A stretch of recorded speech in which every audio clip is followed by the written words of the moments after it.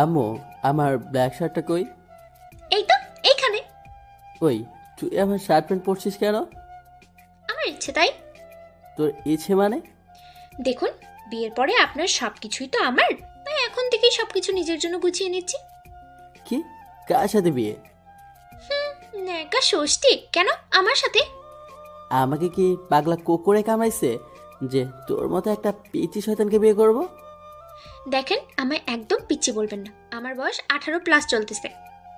তাতে কি, তুই আমার থেকে অনেক ছোট। তাছাড়া তুই সম্পর্কে আমার চাচাতো বোন হস। আর বোনকে কেউ কখনো বিয়ে করে? আমি আপনার মায়ের পেটের বোন না, সো বিয়ে করা জায়েজ আছে। তবু আমি তোকে বিয়ে করতে পারবো না। কেন? আমি কি দেখতে অসুন্দর? সেটা না, পরিবারের কেউই আমাদের সম্পর্ক মেনে নেবে না। সবাইকে রাজি করানোর দায়িত্ব আমার। সবাই রাজি হলেও আমি তোকে কখনোই বিয়ে করব না। দেখা যাবে কি করে বিয়ে না করেন। আমি আপনাকে আমার করেই ছাড়বো। আমি আপনার কাপড়গুলো চেঞ্জ করে এসে দিয়ে যাচ্ছি। এই বলেই চলে গেল। পরের দিন রাতে ঘুমানোর জন্য রুমে আসলাম। রুমটা খুব সুন্দর করে সাজানো। আমি জানি এইসব রাত্রেই করেছে। ও আসলে আমার খুব কেয়ার করে। ও আমার চাচাতো বোন হলেও সে সবসময় আমাদের বাসাতেই থাকে। বলতে গেলে পুরো বাড়ি মাথায় করে রাখে। ও আব্বা আম্মুর চোখের মনি হয়ে উঠেছে ইদানিং। এসব কথা ভাবছিলাম, এমন সময় রুমে রাত্রি ঢুকলো। এ নিন আপনার দুধ। টেবিলে রেখে যা। তা বলেন, আপনি আমায় কবে বিয়ে করছেন? জীবনেও করব না। বুঝেছি, সোজা আঙ্গুলে ঘি উঠবে না। যা করার আমাকেই করতে হবে। আমার অধিকার আমাকেই বুঝে নিতে হবে। এটা বলে রাতে আমার রুমের দরজা বন্ধ করে দিল। লেহেঙ্গা পরেছিল সে। সেই লেহেঙ্গার এক পাশটা ছিঁড়ে ফেলল। তার কর্মকাণ্ড দেখে আমি অবাক। হেই, তুই এসব কি করছিস? বড় আম্মু, বাঁচাও বাঁচাও! জোরে জোরে চিৎকার করছিল রাতে। তার চিৎকার শুনে আব্বু আম্মু চাচা চাচি দৌড়ে আমার রুমের দরজার সামনে চলে আসলো। এসেই তারা দরজা খোল বলতে বলতে দরজায় নক করতেছিল। রাতে দৌড়ে গিয়ে দরজা খুলে দেয়। তখন সবাই রুমের ভেতর ঢুকে পড়ে। রাতে তখন কাঁদতে কাঁদতে আম্মুকে জড়িয়ে ধরে বলে, বড় আম্মু, আপনার ছেলে আমাকে একা পেয়ে। তখন আব্বু আমার সাথে যা করলো তা আমি জীবনেও কল্পনা করতে পারি নাই। আব্বু খুব জোরে আমার গালে একটা থাপ্পড় মারলো। থাপ্পড়টা হয়তো একটু বেশি জোরে ছিল, তাই গালের এক পাশটা কেটে গিয়ে রক্ত পড়তে থাকলো। সেটার দিকে আমার দৃষ্টিপাত নেই। আমি চেয়ে আছি আব্বুর চেহারার দিকে। যে আব্বু কোনোদিন আমার গায়ে একটা ফুলের টোকা পর্যন্ত দেয়নি, সে আব্বু কিনা আজকে আমাকে সন্দেহ করে কোনো কিছু জিজ্ঞেস না করেই আমার গায়ে হাত তুললো। তখন আমি আব্বুকে বললাম, আব্বু, আমি কি করেছি যে আমার গায়ে হাত তুললে? কি করেছিস তুই? ছি, তুই আমার ছেলে সেটা ভাবতেই আমার নিজের উপর ঘৃণা হচ্ছে। আব্বু, তুমি আমায় ভুল বুঝছো। তোমরা যেমনটা ভাবছো তেমনটা নয়। তোকে আর কিছু বলতে হবে না, আমরা যা দেখার তা তো নিজের চোখে দেখলাম। তোমরা যা দেখেছো সব ভুল দেখেছো। আর কোনো কথা নয়, এই ফয়সালা আগামীকাল হবে। আমরা কেউ আর এক মুহূর্ত এই চরিত্রহীন ছেলের সামনে দাঁড়িয়ে থাকতে চাই না। এটা বলে আব্বু চলে গেল। তার পেছন পেছন পরিবারের বাকিরাও চলে গেল। আর আমি সেখানেই বাকরুদ্ধ হয়ে দাঁড়িয়ে রইলাম। রাত 2:45। আমার চোখে ঘুম নেই। কেন রাতে আমার সাথে এমনটা করলো? আমি না হয় তাকে ভালোই বাসি না, কিন্তু সে তো আমায় ভালোবাসে। আর ভালোবাসা মানে কি ভালোবাসা মানুষটিকে সবার সামনে অপমান করা, সবার সামনে ছোট করা? এই প্রশ্নগুলো আমার মাথায় ঘুরপাক খাচ্ছে। ভার্সিটির টপ স্টুডেন্ট হয়েও যে কিনা কোনোদিন মেয়েদের সাথে চোখে চোখ পর্যন্ত রেখে কথা বলেনি, আর সে কিনা একটা মেয়ের সাথে। ছি ছি ছি ছি, কী করে বাকি জীবনগুলো বেঁচে থাকবো নিজের নামের পাশে চরিত্রহীন ধর্ষক এই জঘন্য শব্দগুলো নিয়ে? আব্বা আম্মু যদি বলতো রাত্রিকে বিয়ে করে নিতে, তাহলে আমি মেনে নিতাম। আজ পর্যন্ত আমি তাদের কোনো কথাই অবাধ্য হই নাই। তাছাড়া রাত্রির চেহারাটা যে মায়াবী, আমি কেন, যে কোনো ছেলেই 100% শিওর নির্দ্বিধায় তার জন্য পাগল হয়ে যাবে। তবুও আমি বুঝি না কেন মেয়েটা আমার পিছনেই পড়ে থাকে। এসব কথা ভাবতে ভাবতে আর চোখের পানি ফেলতে ফেলতে চোখটা কখন লেগে গেছে বুঝতেই পারিনি। পরের দিন সকালবেলা সিঁড়ি বেয়ে রুম থেকে নিচে নামছিলাম। দেখলাম সবাই নিচে ড্রয়িং রুমে বসে কি যেন আলোচনা করতেছে। আমায় নিচে নামতে দেখে আবু বলল, এই সিয়াম, এদিকে আয়। আগামী 15 দিনের মধ্যে আমরা সবাই তোমার আর রাত্রির বিয়ে দেব ঠিক করেছি। কি? না আব্বু, এটা কখনোই সম্ভব না। আমি কখনোই রাত্রিকে বিয়ে করতে পারবো না। চুপ কর বেয়াদব, এমনিতেই এত নিচু একটা কাজ করেছিস। তুই যদি এখন রাত্রিকে বিয়ে না করিস তাহলে মেয়েটার কি হবে? কে মেয়েটাকে বিয়ে করবে? মান সম্মান আর যতটুকু আছে সেটাও কি আর রাখবি না? আমি তখন দেখি রাত্রি আমর সোফার পেছনে দাঁড়িয়ে আমার দিকে চেয়ে চেয়ে সবার আড়ালে মুচকি হাসছে। তাকে দেখে আমার প্রচণ্ড রাগ হচ্ছিল।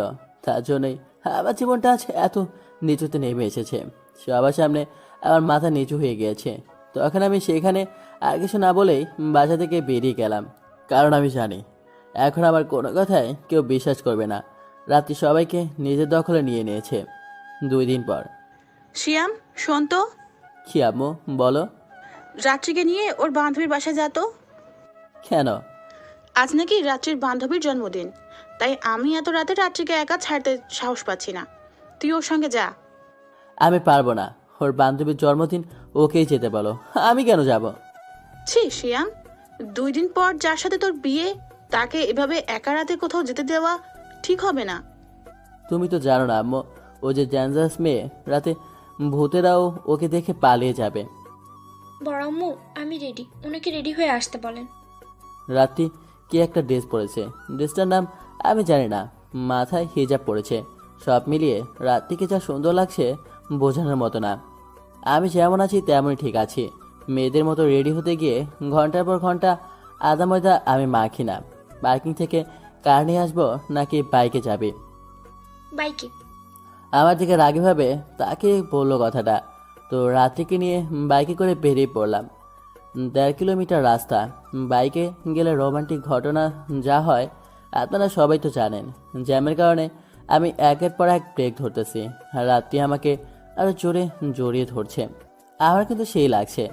অবশেষে তার বান্ধবীর বাসায় পৌঁছালাম। তুই এসেছিস রাত্রি? আমি তোর জন্যই অপেক্ষা করছিলাম। ও আমার হবু বর, একদম কেউ নজর দিবি না। আমি ও রাত্রিকে রাগানোর জন্য চলো সেলফি তুলি। এমন সময় রাত্রি অনেক রেগে গিয়ে তার বান্ধবীর বাসা থেকে বেরিয়ে গেল। আমি ওর পেছন থেকে অনেকবার ডাকলাম, শোনো না। তখন ভাইয়া, রাত্রি অনেক রেগে গিয়েছে। মেয়েটা কি না কি করে ফেলে, আপনি দেখুন। আমিও আর কোনো কথা না বলে সেখান থেকে বাইকটা নিয়ে বেরিয়ে পড়লাম। কিছু দূর আসার পর দেখলাম রাত্রি রাস্তার মতো দিয়ে গজগজ করে হাঁটতেছে। আমি গিয়ে তার সামনে বাইকটা থামালাম। সে সাথে সাথেই বাইকে আমার পেছনে উঠে পড়ল। বাইকে দুদিনই চুপ করে আছি, কেউ কোনো কথা বলছি না। হঠাৎ কিছুক্ষণ পর মাঝপথেই রাস্তার মধ্যে রাত্রি বলল, এই বাইক থামান। কি হলো? বাসা তো এখনো অনেক দূর। থামান বলছি। আমি বাইকটা থামানোর সাথে সাথেই রাত্রি আমার বাইক থেকে নেমে আমার সামনে এসে বলল, তোর অনেক শখ না সেলফি তোলার? আপনি থেকে তুই? তো কি করে বলবো, দেখি তুই কত সেলফি তুলতে পারিস। এটা বলে রাতে আমাকে জড়িয়ে ধরে একের পর এক কিস করতেছে, আর নিজের হাতে থাকা ফোনটা দিয়ে দুজনকে ক্যামেরা বন্দি করতেছে। তার এসব কর্মকাণ্ড দেখে আমি হতবাক। রাস্তার মাঝখানে সবাই আমাদের দিকে তাকিয়ে বিনা পয়সায় সিনেমা দেখতেছে। ওই, তুই এসব কি করছিস? আপনার মেয়েদের সাথে সেলফি তোলার খুব শখ হয়েছে তাই না? তাই আপনার সাথে সেলফি তুলছি, দেখছি কত সেলফি তুলতে পারেন। তো তোর সেলফি তোলা হয়েছে? হুম। তাহলে এবার বাসায় চল। চলেন। আমি বাইকটা স্টার্ট দিলাম। সাথে সাথে রাত্রি আমার বাইকের পেছনে উঠে আমায় পেছন থেকে জড়িয়ে ধরে বসলো। এবার আগে চেয়েও বেশি জোরে জড়িয়ে ধরেছে। আমার শরীরে রাত্রির কোমল ত্বকের স্পর্শ লাগার কারণে আমার পুরো শরীরটা শিহরিত হয়ে উঠছিল। আমার যে কি অসম্ভব ভালো লাগছিল আপনাদের বলে বোঝাতে পারবো না। অবশেষে বাসায় চলে আসলাম। তখন মা বলল, কিরে, তোরা এত তাড়াতাড়ি চলে আসলি যে? এমনি। তাই তো, আমি ওর সাথে কোথাও যেতে চাই না। ওর সাথে জন্মদিনের অনুষ্ঠানে গেলাম, আর ও জন্মদিনের দাওয়াত না খেয়েই চলে আসলো। সাথে আমাকে না খেয়ে চলে আসতে হলো। কিরে রাত্রি, দাওয়াত না খেয়ে চলে আসলি যে? সেটা ওনাকেই জিজ্ঞেস করেন। তখন আমি সেখানে আর কিছু না বলে ওপরে আমার রুমে চলে আসলাম। আমি যদি তখন সেখানে কিছু বলতে যাই তাহলে আমি জন্মদিনের অনুষ্ঠানে যা যা করেছি সব ফাঁস হয়ে যাবে। রাতে কিছু না খেয়ে বিছানায় গায়ে এলিয়ে দিলাম। পরের দিন সকালবেলা, এই শয়তান মেয়ে ওঠ। কি হয়েছে, চিল্লাচ্ছেন কেন? তুই আমার রুমে কেন? আর আমার এভাবে জোরে ধরে ঘুমিয়ে আছিস কেন? আমার হবু স্বামীকে আমি জড়িয়ে ধরে ঘুমাবো না তো কাকে ধরে ঘুমাবো? জোরে ধরেছিস ভালো কথা, কিন্তু আমার লুঙ্গি গেল কই? আমি কি জানি? আসলে আমি রাতে ট্রাউজার পরে ঘুমাই, কিন্তু গতকাল রাতে যা গরম পড়েছিল তখন উপায় না পেয়ে আব্বুর একটা লুঙ্গি নিয়ে পরে ঘুমিয়ে পড়েছিলাম। ফলে শয়তান মেয়েটা আমার ইজ্জতে 13টা বাজিয়ে দিয়েছে। তুই আমার মতো একটা নিরীহ ছেলেকে রাতের বেলা একা পেয়ে আমার ইজ্জত নিয়ে ছিনিমিনি খেলেছিস। এই নেকা কান্না বন্ধ করে তো। যত সব নেকা। রাতের বেলা তো আমার সাথে খুব মজা নিচ্ছিলেন। তুই আমার বোন হয়ে এটা আমার সাথে করতে পারলি? এই চুপ করেন তো। কিচ্ছু করিনি, বুঝেছেন? রাতের বেলায় আপনার দুধ দিতে এসে দেখলাম আপনি ঘুমিয়ে পড়েছেন, তাই আপনাকে একটু জড়িয়ে ধরেছিলাম। কখন যে ঘুমিয়ে পড়েছে বুঝতেই পারিনি। কিন্তু আমার পরনে লুঙ্গি গেল কই? এটা সিক্রেট, বলা যাবে না। এটা বলে রাতে একটা দুষ্ট মিষ্টি হাসি দিয়ে আমার রুম থেকে চলে গেল। কম্বলের নিচে আমার গায়ে এখনো কোনো জামা কাপড় নেই। কি যে করি? কোনো মতে বিছানার চাদরটা গায়ে বিছিয়ে ওয়ার্ডরোবটার কাছে গেলাম। সেখানে আমার জামা কাপড় থাকে, কিন্তু কপাল খারাপ থাকলে যা হয় আর কি, ওয়ার্ডরোব লক করা। চাবিটাও আমার কাছে নেই, চাবিটা রাত্রির কাছে থাকে, কারণ আমার জামা কাপড় সবসময় রাত্রি গুছিয়ে রাখে। চাদরটা এখনও গায়ে রয়েছে। কোনো মতে গায়ে জড়িয়ে রুমের ভেতর থেকে বাইরের দিকে উঁকি দিচ্ছি আর রাত্রিকে ডাক দিয়েছিলাম। এমন সময় ভাবি আমার এমন অবস্থা দেখে। গল্পের শুরুতে সংক্ষিপ্ত পরিচয়ের কারণে বলা হয়নি, আমার একটা কিউট মিষ্টি ভাবিও আছে, আমার ভাই আর বউ। আর আমার ভাইয়া ব্যাংকে চাকরি করে। দেবরজি, পোশাকটাতে তো তোমায় খুব ভালো মানিয়েছে। আমার থেকে একটা শাড়ি এনে দেবো? ভাবি, ভালো হচ্ছে না কিন্তু। আমার এমন অবস্থা দেখে তুমি মজা নিচ্ছ? ভাবি তখন হাসতে হাসতে সেখান থেকে চলে গেল, আর আমি আবার রুমে গিয়ে বসে পড়লাম। তখন রাত্রির উপর খুব রাগ হচ্ছিল। এর কিছুক্ষণ পরেই রাতে আমার রুমে আসলো। তখন আমি বললাম, হই, আমার ওয়ার্ডরোবের চাবিটা দে। দিতে পারি, একটা শর্তে। কি শর্ত? আমাকে জড়িয়ে ধরে একটা চুমু খেতে হবে। আমি পারবো না। ওকে, তাহলে চাবিও পাবেন না। এমন করিস না রাত্রি, তুই তো আমার আদরের ছোট বোন, আমি তোর সব শর্তে রাজি। Good bye. আর শুনুন, আজ থেকে আর আমায় বোন বলবেন না, বউ বলবেন, শুধুমাত্র বউ। বলবোই তো, তুই হলে আমার ডেঞ্জারাস চাচাতো বউ। মনে থাকে জানো। আর এই নিন চাবি, আর শর্তটা পূরণ করুন। সাথে সাথেই আমি রাত্রির কাছ থেকে চাবিটা নিয়ে ওয়ার্ডরোবটা খুলে একটা পেন নিয়ে পড়ে ফেললাম। যদি ওর সাথে রাজি না হতাম তাহলে মনে হয় ইজ্জত সম্মান নিয়ে পৃথিবী নামক গ্রহতে থাকতে পারতাম না। এরপর আর কি, ওর শর্তটা পূরণ করতে হলো। আমি কি ওকে জড়িয়ে ধরে চুমু খাবো? আমি ওর কাছে যাওয়ার সাথে সাথেই নিজে আমাকে জড়িয়ে ধরে চুমু খাওয়া শুরু করলো। ওর মিষ্টি ঠোঁটের মেইলি মাতাল গন্ধে আমি হারিয়ে গেছি এক অজানা সুখের রাজ্যে। বিকালবেলা আমাকে রাত্রিকে উদ্দেশ্য করে আপু বলল, সিয়াম, বিয়ের তো মাত্র আর 2 দিন বাকি আছে। বিয়ের বাজারগুলো তো আমরা পরিবারের বড়রা মিলে করব। তারপরেও তোদের পছন্দের কিছু কেনাকাটা থাকলে গিয়ে করে আয়। আমার কিছু কেনার নেই। আপনার না থাকলেও আমার আছে, আর আপনি আমার সাথে যাবেন। আমার একা শপিং এ যেতে ভয় লাগে। আমি যেতে পারবো না, তোর কেনাকাটা আছে, তুই যা। বরাব্বু। সিয়াম, তোর কি জ্ঞান বুদ্ধি সব দিন দিন লোপ পাচ্ছে? ও একা কি করে শপিং এ যাবে? বর্তমান দেশের যে অবস্থা, ও একা বের হওয়া সেফ হবে না। তুই ওর সঙ্গে যা। তখন আমিও আব্বুর বাদ্য ছেলের মতো ওকে নিয়ে শপিংয়ে চলে আসলাম। ও একের পর এক দোকান ঘোরাচ্ছে, মেয়েদের পুরনো অভ্যাস আর কি। একের পর এক দোকান ঘুরবে, কিন্তু কিছু কিনবে না। আমিও এক পাশে থাকা একটা জিন্সের দোকান থেকে একটা সানগ্লাস ও একজোড়া নতুন শু দেখছিলাম, কিন্তু বিয়ের কথাটা মনে পড়তে মনটা খারাপ হয়ে গেল। তাই কিছু না কিনেই দোকান থেকে বেরিয়ে পড়লাম। ততক্ষণে রাত্রি শপিং করা শেষ। অবশেষে রাত্রিকে নিয়ে একটা রেস্টুরেন্টে নাস্তা করে বাসায় চলে আসলাম। রাতে যখন ঘুমাতে যাব তখন প্রত্যেক দিনের মতো আজও দুধ নিয়ে আমার রুমে আসলো। তবে আজ শুধু দুধ নয়, তার হাতে অন্য কিছু আছে। এই নিন, এটা আপনার জন্য। এটা কি? আপনার পছন্দের ব্ল্যাক কালারের শার্ট। এটা কখন কিনলি? সেটা আপনার না জানলেও চলবে। আমাকে বিয়ে করে বিয়ের পরে বাইকে ঘুরতে যাওয়ার সময় পরবেন। এখন লক্ষ্মী ছেলের মতো দুধটা খেয়ে চুপটি করে ঘুমিয়ে পড়ে। এই বলে রাতে আমার রুম থেকে চলে যায়। আর আমি দুধটা খেয়েই গভীর ঘুমের দেশে হারিয়ে যাই। এভাবে দেখতে দেখতে 2 দিন কেটে যায়। অবশেষে বিয়ের দিন চলে আসলো। যেহেতু পাত্র আর পাত্রীর বাড়ি একটাই, সেহেতু বিয়ের দিন পুরো বাড়িকে খুব সুন্দর করে সাজানো হয়েছে। জানা অজানা আত্মীয় স্বজন ও প্রতিবেশীরা আসে থাকলো। সবাই আমার আর রাত্রির বিয়েকে কেন্দ্র করে আনন্দে মেতে উঠেছে, কিন্তু আমার সেদিকে কোনো খেয়ালই নেই। কথায় আছে না, যার বিয়ে তার খবর নেই, পাড়া প্রতিবেশীর ঘুম নেই। এভাবেই নানা ব্যস্ততার দিনে বেলাটা কাটলো।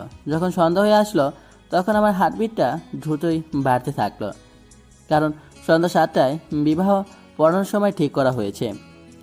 আজ রাত্রিকে বসাজে যা সুন্দর লাগছে না বলে বোঝানো যাবে না। ও তো এমনিতেই সুন্দর, কিন্তু আজ বিয়ের বেনারসিতে আরও বেশি সুন্দর লাগছে। আমি 100% নিশ্চিত ভাবে বলতে পারি, আমার গল্পের পাঠক পাঠিকারা রাত্রিকে একবার দেখলেই পাগল হয়ে যাবে। বিনা পয়সায় ওকে দেখে ক্রাশ খাবে, কিন্তু আমি ক্রাশ খাই না। হাজার হলেও আমার চাচাতো বোন, ছোটবেলা থেকেই বোন হিসাবে দেখে আসি। আর আমি শিওর হয়ে বলতে পারি আমার গল্পের পাঠক পাঠিকারা কেউই আমার চাচাতো বোন রাত্রির মতো সুন্দর না, কারণ কেউ রাত্রির মতো হতে পারবে না। তার সৌন্দর্য বর্ণনা করতে গেলে বিরাট একটা বই লেখা যাবে, তবুও শেষ হবে না। অফিসে চলে আসলো সেই মাহেন্দ্রক্ষণ, মানে সন্ধ্যা 7টা বাজতে আর 5 মিনিট। আমার সামনে কাজী সাহেব, পাশে আব্বু, চাচা, বড় ভাইয়া ও অন্যান্য মুরব্বীরা। সেখানে সকলের মধ্যমণি আমি। সবাই আমার দিকে চেয়ে আছে। আমি না পারছি সেখানে থাকতে, আর না পারছি সেখান থেকে উঠে পালে যেতে। তখন কাজী সাহেব বললেন, বাবা সিয়াম, বলো কবুল। আমি কি করব বুঝতে পারছি না। আমি কবুল বলতে পারবো না, কারণ রাত্রিকে আমার পছন্দ না। কিরে সিয়াম, কবুল বল। আব্বুর চিৎকারে ভয়ে আমার মুখ থেকে বেরিয়ে গেল কথাটা। আলহামদুলিল্লাহ। এভাবেই পর্যায়ক্রমিক বিবাহের বাকি কাজগুলো সম্পূর্ণ হলো। পাঠক পাঠিকা নিশ্চয়ই অনেক খুশি হয়েছেন যে আমার রাত্রি বিয়েটা শেষ পর্যন্ত হলো, কিন্তু এর আমি শোধ নেব। তখন কবুল বলেছিলাম, কারণ আমার তখন কিছুই করা ছিল না। সবাই জানে আমি রাত্রিকে ধর্ষণ করতে চেয়েছি, তাই আমি ওকে বিয়ে করতে বাধ্য। রাত 12টা বাসার ছাদে দাঁড়িয়ে রাতের আকাশের নক্ষত্রগুলো দেখছিলাম আর ভাবছিলাম কি করে রাত্রির মতো একটা প্যারাকে নিয়ে সারাটা জীবন কাটাবো। তখন এত রাত পর্যন্ত এখানে দাঁড়িয়ে আছিস? এমনি ভালো লাগছে না। সেটা বললে তো হবে না। আজ তোদের বাসর রাত। মেয়েটা কখন থেকে ঘরে একা বসে আছে? রুমে যা। তখন আম্মুর বাধ্য ছেলের মতো আমার রুমের দিকে এগোতে লাগলাম। আজ নিজের রুমের দিকে যেতে ভয় লাগছে। যখন আমার রুমের দরজার সামনে আসলাম, তখনই ওপাশ থেকে, মামা আজ কিন্তু বিড়ালটা মারতে হবে। বাসর রাতে আবার বিড়াল আসবে কোথা থেকে? মামা ভিতরে গেলে বুঝবা। তখন আর কি আমার ফাজিল বন্ধুরা জোর করে রুমের ভেতর ঢুকিয়ে দিয়ে বাইরে থেকে দরজা লক করে দিল। আমি রুমের ভেতর ঢুকতেই অবাক হয়ে যাই। আজ নিজের রুমটাই চিনতে পারছি না। আমার রুমটা খুব সুন্দর করে ফুল ও আলো দিয়ে সাজানো। রাত্রি খাটে ঘোমটা দিয়ে বসা ছিল।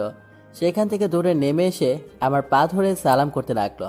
তখন ওই কি করছিস এসব? ছাড়। কেন সালাম করছি? যেটা বাসরাতে প্রত্যেক স্ত্রীরা তার স্বামীকে করে থাকে। এসব ন্যাকামো বন্ধ কর, চুপচাপ বিছানায় গিয়ে শুয়ে পড়। এই বলে আমি বিছানা থেকে একটা বালিশ নিয়ে সোফায় ঘুমাতে চলে আসলাম। তখন, আপনি সোফায় কেন ঘুমাচ্ছেন? খাটে আসুন। আমি সোফাতে ঠিক আছি, তোর সাথে এক বিছানা ঘুমানো অসম্ভব। আপনি যদি খাটে না ঘুমান তাহলে আমিও খাটে ঘুমাবো না। আমি নিজে মেঝেতে শুয়ে পড়লাম। দেখ, এত রাতে মাথা গরম করিস না। তুই আমায় বিয়ে করতে চাইলি, সেটা করেই ফেললি। আমার মতো হ্যান্ডসাম ছেলে, আমার এত ভালো কেরিয়ার, আমার বাবার কোটি কোটি টাকা, সব তো পেয়ে গেলি। এখন আমার কাছে আর কি চাস? আমি কিন্তু আপনাকে সত্যি ভালোবাসি বলেই বিয়ে করেছি। তুই আবার জীবনটা হেল করে দিয়েছিস। তোকে আমি কখনোই মেনে নেব না। আমি ওগুলির সাথে কথা বলে আমাদের ডিভোর্স পেপার রেডি করছি। এ কথা বলার পর রাতে কাঁদতে কাঁদতে রুম থেকে বেরিয়ে চলে যাচ্ছিল। আমি তখন তার হাতটা ধরে এক টান দিয়ে ওকে আমার বুকে নিয়ে আসলাম। কই যাস? আমি বড়াম্মুর কাছে যাচ্ছি। কেন? আমার কাছে কেন যাবি? আপনার বিচার দিতে বলবো আপনি আমায় বকে মেরে বাসর ঘর থেকে বের করে দিয়েছেন। প্লিজ প্লিজ এইসব বলিস না। বলবো না, তবে একটা শর্তে। কি শর্ত বল? আপনি এখন আমার সাথে খাটে ঘুমাবেন। তখন আমি আর কোনো উপায় না পেয়ে বাদু ছেলের মতো ওর কথায় হ্যাঁ বলে দিলাম। আরেকটা সমস্যা বাঁধলো। যখন খাটে ঘুমাতে আসলাম, দুজনেই খাটে শুয়ে আছি। তখনই রাত্রি বলল, এই শুনেন না, আবার কি হলো? আমি না এইসব ভারী গয়না আর বেনারসি পরে ঘুমাতে পারছি না। আপনি যদি কিছু মনে না করেন এগুলো খুলে ঘুমাই। আসলে এসব ভারী গহনা আর তো ভারী বেনারসি পরে কেউ ঘুমাতে পারে না। এসব ভারী গহনা টুংটাং আওয়াজে ঘুমিয়ে আসবে না। তখন বললাম, ঠিক আছে, এসব খুলে ঘুমা। আমার কথা শেষ করতে দেরি নাই, রাতের সাথে সাথে তার বেনারসি শাড়িটা আমার সামনেই খুলে ফেললো, সাথে গহনাগুলো। তার এসব কর্মকাণ্ড দেখে আমি সাথে সাথে চোখ বন্ধ করে নিলাম। তারপর আমি একটা চাদর নিয়ে খাটের এক পাশে শুয়ে পড়লাম। তখন আমার সাথে রাত্রিও দ্রুত এসে খাটে ঘুমিয়ে পড়লো। তখন আবার বলল, ওই আরেকটা কথা বলি, রাগ করবে না তো? কি বল? আপনাকে একটু জড়িয়ে ধরে ঘুমাই। না, একদমই না। ওই কি হলো, আবার কাঁদছিস কেন? আপনি খুব পচা, খুব খারাপ। আমি কি এমন করেছি যেভাবে রাগ করছেন? শুধু একটু জড়িয়ে ধরতেই তো চেয়েছিলাম। তোর কাছে মাপ চাই বোন, তুই যা ইচ্ছা তাই কর, তবুও কাঁদিস না। সাথে সাথে রাত্রি আমায় জড়িয়ে ধরলো। মেয়েদের শরীর যে এত নরম তা আগে কখনো জানা ছিল না। হারিয়ে যেতে ইচ্ছে করছিল ওর ভালোবাসার গভীরে, কিন্তু আমি নিজেকে কন্ট্রোল করে নিয়েছি, কারণ আমি ওকে কখনোই মেনে নিতে পারবো না। হাজার হলেও ও আমার চাচাতো বোন। নানান চিন্তা মাথায় ঘুরপাক খেতে খেতে কখন যে রাত্রির উষ্ণ পরশে ঘুমিয়ে পড়েছি বুঝতেই পারিনি। পরের দিন সকালবেলা জানালার কাচের ভেতর দিয়ে সূর্যের আলোর প্রতিফলিত হয়ে চোখের সামনে আসতেই আমার সকালে ঘুম ভাঙলো। ঘুম ভাঙার পর দেখি রাত্রি এখনো ঘুমিয়ে আছে। আমার মাথাটা রাত্রি এখনো তার বুকের মধ্যে জোরে চেপে ধরে আছে। মনে হচ্ছে কিছুতেই ও আমাকে ছাড়বে না। আমার প্রতিটা নিঃশ্বাস রাত্রির বুকের মধ্যে গিয়ে পড়ছে, সাথে সাথেই ও কেঁপে কেঁপে উঠছে। ঘুমন্ত অবস্থায় মেয়েটাকে দেখতে একদম কিউট বাচ্চার মতো লাগছে। আমি এক নজরে মুক্ত নয়নে ওর দিকে চেয়ে আছি। হঠাৎ করে রাত্রির ঘুম ভেঙে গেল। সাথে সাথে রাত্রি বলল, সরি, আমি বুঝতে পারিনি কখন সকাল হয়ে গেল। রাতে একটা খুব রোমান্টিক স্বপ্ন দেখছিলাম তো। না ঠিক আছে। আপনি একটু অপেক্ষা করুন, আমি এক্ষুনি গিয়ে আপনার জন্য চা নিয়ে আসছি। এই বলে রাত্রি রান্নাঘরের দিকে চলে গেল, আর আমি এখনো শুয়ে আছি। কিছুক্ষণ পর রাত্রি চা নিয়ে এসে বলল, এই নিন আপনার চা। দে। তারপর রাতে আমাকে চাটা দিয়ে ওয়াশরুমে ফ্রেশ হতে চলে গেল। আর আমরা এখনো নিচে যাইনি। দুজন ফ্রেশ হওয়ার পর নিচে যাব। ইতিমধ্যে দুবার ডাক পড়েছে তাড়াতাড়ি ফ্রেশ হয়ে নিচে নাস্তা করতে যেতে। ততক্ষণে আমি চাটা খাচ্ছিলাম আর আমার ল্যাপটপটা নিয়ে বিছানায় বসে বসে গোতাগতি করছিলাম। কিছু সময় পর রাত্রি ওয়াশরুম থেকে গোসল করে টাওয়াল পরে চুলের পানি ছাড়াতে ছাড়াতে বের হলো। ওকে দেখেই আমার মাথা ঘুরতেছে। ওকে দেখতে যা লাগছে না আপনাদের বলে বোঝাতে পারবো না। একমাত্র যারা বিয়ে করেছেন তারাই এই সৌন্দর্যের কথা বুঝতে পেরেছেন। ও তো এমনিতেই সুন্দরী, এমন টাওয়াল পরা ভেজা চুলে ও সৌন্দর্য আরও হাজার গুণ বাড়িয়ে দিয়েছে। আমার তখন ইচ্ছে করছিল রাত্রিকে জড়িয়ে ধরে ওর ভালোবাসার নেশায় হারিয়ে যেতে। তখন রাত্রি বলল, এই এমন করে কি দেখছেন? কই না তো। মিথ্যে বলছেন কেন? আপনি আমায় দেখছিলেন। নিজের বউকে নিজে দেখবেন, এতে মিথ্যে বলার কি আছে? তখন আমি সেখান থেকে আর না দাঁড়িয়ে ফ্রেশ হতে ওয়াশরুমে চলে যাই, কারণ আমি যদি সে অবস্থায় আর কিছুক্ষণ রাতের সামনে থাকি তাহলে নিজেকে কন্ট্রোল করতে পারবো না। কাজের মেয়ে এর মধ্যে অনেকবার ডেকে গেছে নিচে নাস্তা করতে যেতে। ফ্রেশ হয়ে এসে দুজনেই রেডি হয়ে নিচে নাস্তা করতে চলে গেলাম ডাইনিং টেবিলে। এমনিতেই ডাইনিং টেবিলে সবসময় সবাইকে খাবার সার্ভ করতো রাতের আম্মু। রাতে যেহেতু এখন এবারে নতুন বউ, সেহেতু আম্মু রাত্রিকে খাবার সার্ভ করতে না দিয়ে ডাইনিং টেবিলে আমার সামনে চেয়ারে বসিয়ে দেয়। নাস্তা করছিলাম, এমন সময় আমার গায়ের উপর কারো পায়ের উপস্থিতি টের পেলাম। আমি জানি এটা রাত্রি ছাড়া আর অন্য কেউ নয়। সে নিজের পা দিয়ে আমার পায়ের উপর সুড়সুড়ি দিয়েছে। তখন দেখছি রাত্রি আমার দিকে তাকিয়ে মুচকি হাসে। তখন আমি চালাকি করে সেখান থেকে আমার পাটা সরিয়ে ফেলি। কিছুক্ষণ পর ছোট আমর চিৎকার শুনলাম। আমার আর বুঝতে বাকি রইল না যে রাত্রি আমার পা ভেবে ভুল করে ওর নিজের আমর পায়ে সুরসুরি দিয়ে ফেলেছে। ফলে ছোট আমর এত চিৎকার। আমি নাচা শেষ করে বাইকটা নিয়ে বাসা থেকে বেরিয়ে যাই বন্ধুর সাথে আড্ডা দেওয়ার জন্য। আজ আমাদের বিয়ে হয়েছে 15 দিন হলো। সকালে ঘুমিয়ে আছি, হঠাৎ অনুভব করলাম বিছানার আমার জামা কাপড় দুটোই ভেজা। তখন শুরু হলো আমার চিল্লানি, ওই শাকচুন্নি, আমার বিছানা ভেজা কেন? আমি কি জানি? তুই জানিস না মানে? সত্যি করে বল, আমার বিছানায় পানি আসলো কি করে? নিশ্চয়ই আপনি রাতের বেলায় বিছানায় হিসু করেছেন। ও বড় আম্মু গো, তোমার এত বড় দামড়া ছেলে বিছানায় হিসু করেছে গো। আমি হাত দিয়ে রাত্রির মুখটা চেপে ধরে বললাম, ও বোন গো, তোর পায়ে পড়ি, চিল্লিয়ে সবাইকে জানিয়ে আমার ইজ্জতের আর 12টা বাজাস না। ওকে, আমি কাউকে বলবো না, যদি আমার জন্য একটা জিনিস আনেন। কি জানিস? লালচুরি। ঠিক আছে, যখন মার্কেটে যাব তখন নিয়ে আসবো, এই বলে রাত্রিকে কোনো মতে সান্ত্বনা দিলাম। যদি তখন এ কথায় রাজি না হতাম তাহলে ইজ্জত নামের জিনিসটা হয়তো আমার আর থাকতো না। আর আমি এটাও জানি যে আমি রাতের বেলায় বিছানায় হিসু করি নাই, কিন্তু রাতে আমার বিছানায় পানি ঢেলেছে, কারণ আমি সকালবেলায় একদমই উঠতে পারি না, তাই রাত্রি এই ব্যবস্থা নিয়েছে। এভাবেই কেটে গেল আরও কিছুদিন। আমার কানাডা যাওয়ার সময়ও ঘনিয়ে আসে, আর মাত্র 7 দিন বাকি আছে। রাতের বেলায় বন্ধুর সাথে আড্ডা দিচ্ছিলাম, তখনই আমার বন্ধু বলল, নেউস তো খা। না দোস্ত, আমি এসব খাই না, আমার বাবা মার করা নিষেধ আছে। তাছাড়া আমি ড্রিঙ্কস করেছি জানলে আমার বউ খুব রাগ করবে। আরে কিচ্ছু হবে না, মাত্র তো 1 গ্লাস। অবশেষে বন্ধুদের জোড়াজুড়িতে খেতে হলো। 1 গ্লাস খাওয়ার পর নেশাগ্রস্ত হয়ে নিজেই একের পর এক বোতল শেষ করতেছি। রাত 12টা। অবশেষে বন্ধুদের থেকে বিদায় নিয়ে বাসার উদ্দেশ্যে বেরিয়ে পড়লাম। মাথাল অবস্থায় হেঁটে হেঁটে বাসায় ফিরছিলাম। বাসার মেন দরজা খোলা ছিল, তাই একেবারে সিঁড়ি বেয়ে নিজের রুমের সামনে চলে যাই। দরজায় নক করতেই রাত্রির দরজা খুলে দিল। ওকে দেখেই আমি অবাক হয়ে যাই। রাত্রি আজ খুব সুন্দর করে সেজেছে। ঠোঁটে লাল লিপস্টিক, চোখে কাজল, মুখে হালকা মেকআপ, পরনে কালো সিল্কি শাড়ি, সব মিলিয়ে রাত্রিকে এক অপসরি লাগছিল। অবশ্য রাত্রি আমার জন্য প্রত্যেক দিনই এমন করে সাজে। আজ আমি নিজেকে আর কন্ট্রোল করতে পারিনি। আমি রাত্রিকে কোলে করে নিয়ে বিছানায় শুয়ে দিলাম।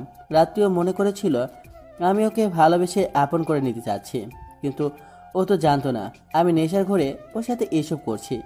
বিছানায় শুয়ে দেওয়ার পর আমি হাত দিয়ে রাত্রির বুক থেকে রাত্রির শাড়ির আঁচলটা ফিরে দিই।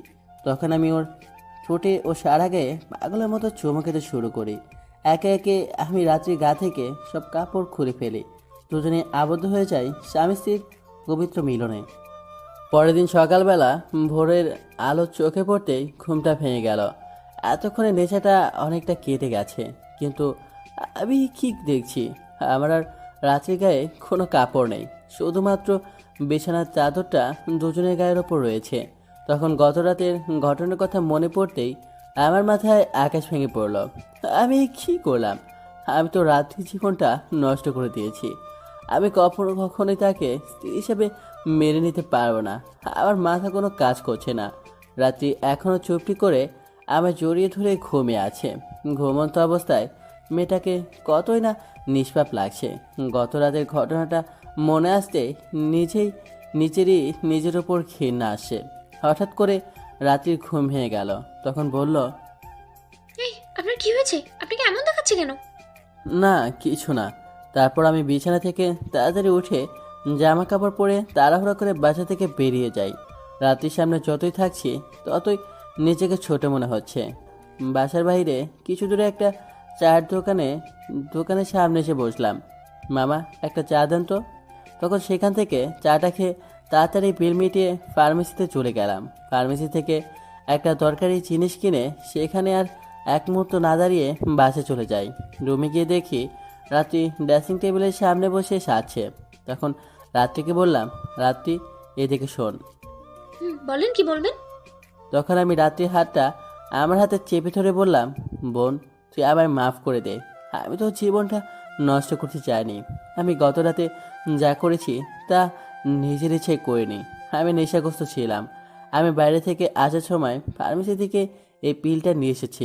এটা খেলে তোর প্রেগনেন্ট হওয়ার কোনো সম্ভাবনা থাকবে না, আর কেউ কিছু জানতেও পারবে না। প্লিজ তুই আমায় ক্ষমা করে দে। আর গত রাতে যা হয়েছে তা ভুলে যা। এক নিঃশ্বাসে কথাগুলো রাত্রিকে বললাম। আমার কথাগুলো শোনার পর রাতের চোখ দিয়ে ঝরঝর করে পানি পড়ছিল। পিলটা হাতে নিয়ে ও কাঁদতে কাঁদতে রুম থেকে চলে যায়। সেদিনের পর থেকে রাত্রি আর কখনো আমার সামনে আসতো না, যদি বিশেষ কোনো প্রয়োজন না পড়তো। যদি আসতো, আমি কোনো কিছু বললে ও এড়িয়ে যেত। রাতে যখন ঘুমোতে আসতো তখন খাটের মাঝখানে কোলবালিশটা দিয়ে আমার বিপরীত দিকে মুখ করে ঘুমিয়ে পড়তো। এভাবে দিনের পর দিন আমায় অবহেলা এড়িয়ে চলতে শুরু করে। দেখতে দেখতে আমার পড়াশোনার জন্য কানাডা যাওয়ার দিন দিনও চলে আসলো। আজ আমি কানাডা চলে যাচ্ছি।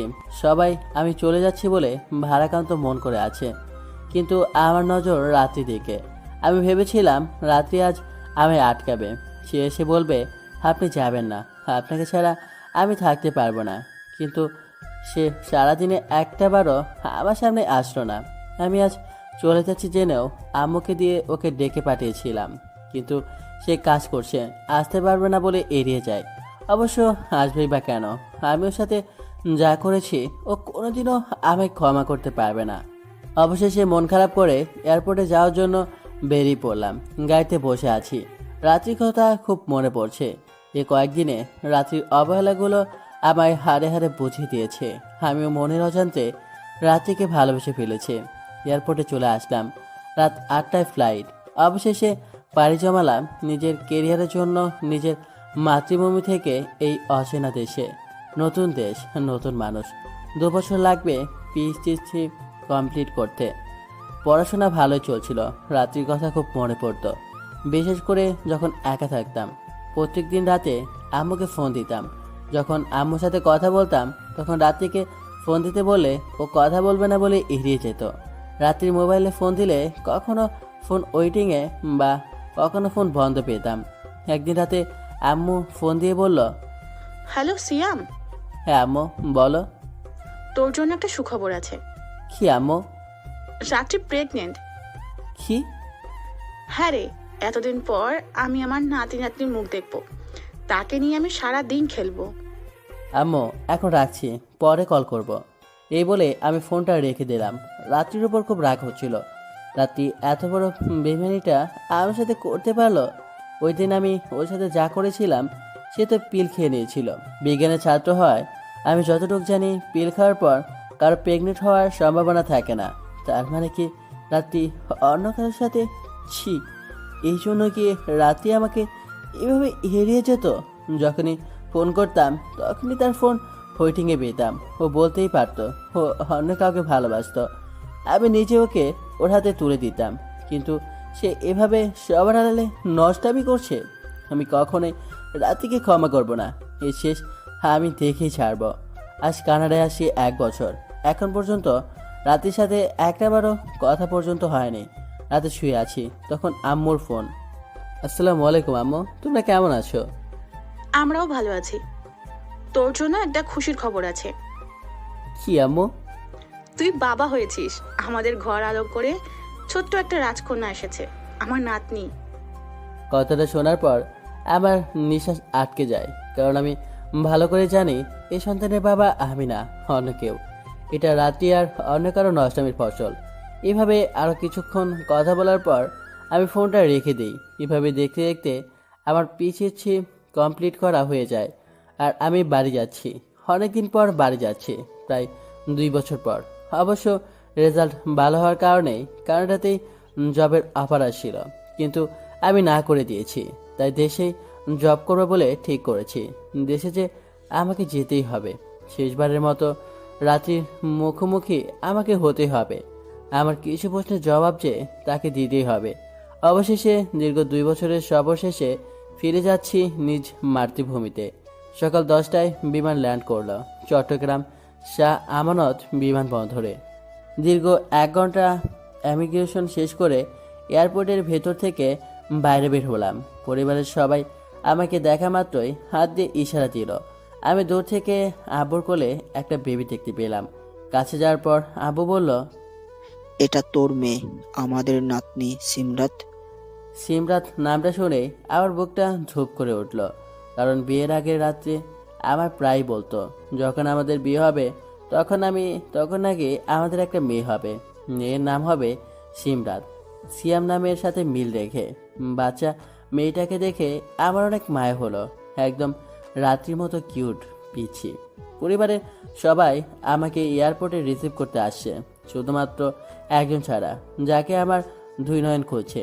সে আর কেউ না, রাত্রি। অবশ্য সে আসবেও বা কেন? আমি তো এখন ওর কাছে আর কেউ না, ওর মনের মধ্যে অনেকেও আছে। অবশেষে 3 ঘন্টা লাগলো বাসায় আসতে। আজ আমি আজও বলে পুরো বাড়িতে অনেক খুশির আমেজ। সবাই আমাকে নিয়েই পড়ে আছে। আমাকে দেখে বাড়ির কাজের লোকটি পর্যন্ত দৌড়ে আসলো, শুধু একজন ছাড়া। বাড়িতে সবাইকে দেখছি, শুধুমাত্র রাত্রিকে ছাড়া। আম্মুকে একবার রাত্রির কথা জিজ্ঞেস করতেই আম্মু এড়িয়ে যায়। তখন আম্মু বলে, সিয়াম, তুই এত দূর থেকে জার্নি করে আসছিস, ফ্রেশ হয়ে আয়, আমি তোর খাবার দিচ্ছি। তখন আমি ফ্রেশ হতে আমার রুমের দিকে চলে যাই। রুমের ভেতর ঢুকতেই আমি অবাক হয়ে যাই। আমার রুমটা খুব সুন্দর করে সাজানো, একেবারে আমাদের বাসের রাতের মতো। আমি আরও অবাক হয়ে যাই যখন আমার রুমের মধ্যে একটা পরীকে দেখতে পাই। পরীটা অনেকেও না, এটা হলো রাত্রি। রাত্রি অনেক সুন্দর করে সেজেছে, আগের থেকে অনেকটা শুকিয়ে গেছে, কিন্তু মুখটা অনেক মায়াবী লাগছে। আমি রুমে ঢুকে দরজাটা আটকিয়ে দিই। আমি এভাবে দরজা আটকাতে দেখে রাত্রি কিছুটা ভয় পেয়ে যায়। তখন রাত্রি বলল, কেমন আছেন? খুব ভালো আছি। আমি কেমন আছি জিজ্ঞেস করবেন না? কি জিজ্ঞেস করব? তুই কতটা ভালো আছিস দেখতেই তো পাচ্ছি। কি হয়েছে আপনার? এমন করছেন কেন? তোর মতো নষ্টা মেয়ের সাথে কথা বলতেই আমার বিবেকে বাজছে। তারপরও তোর কাছে আমার কিছু প্রশ্নের জবাব রয়েছে। কি বলুন? সত্যি করে বল, এই সন্তান কার? কেন আপনার? আর মিথ্যা বলিস না। তোদের মতো নষ্টা মেয়েদের আমার খুব ভালো করে চেনা আছে।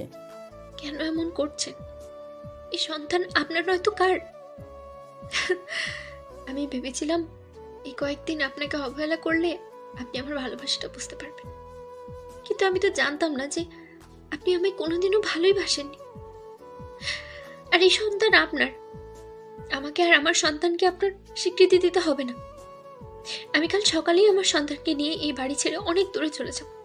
শুধুমাত্র আজকে রাতটুকু আমায় এই বাড়িতে থাকতে দেন। আরে যা যা, তোর মতো নষ্টা মেয়ের সাথে আমি এমনিতেও আমার বাকি জীবনগুলো কাটাতে চাই না। তোকে আমি খুব শীঘ্রই ডিভোর্স দিয়ে দিব। এই কথা বলে আমি ফ্রেশ হতে চলে যাই।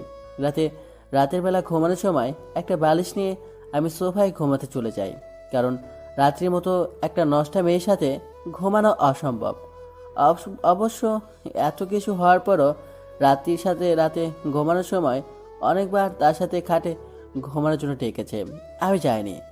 পরের দিন সকালবেলা একটা বাজে স্বপ্ন দেখে খুব সকালে আমার ঘুমটা ভেঙে গেল, কিন্তু বিছানায় তাকিয়ে দেখি রুমের মধ্যে রাত্রি নাই, সাথে সিমরাতও। তখন আমার গত রাতের কথাটা মনে পড়লো। সাথে সাথে আমি তাড়াহুড়া করে রুম থেকে বেরিয়ে সারা বাড়ি খুঁজলাম, কিন্তু রাত্রি ও সিমরাতকে কোথাও খুঁজে পেলাম না। তখন আমি দৌড়ে আবার রুমে চলে আসলাম। তখন বিছানার ওপর একটা চিঠিতে আমার চোখ পড়লো।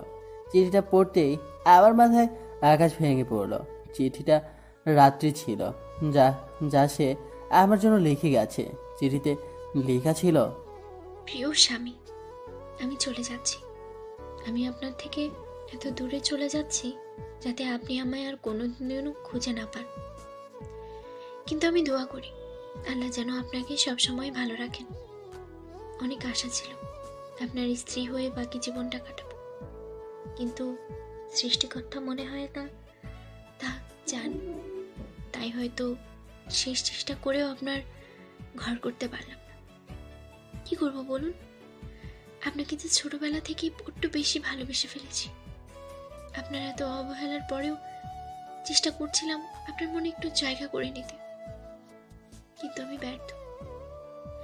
এত কিছু হওয়ার পরেও চাইছিলাম আপনার সন্তানের মুখের দিকে চেয়ে বাকি জীবনটা কাটিয়ে দিতে, কিন্তু আপনি গত রাতে আমায় যে অপবাদটা দিয়েছেন সেটা আর সহ্য করতে পারলাম না।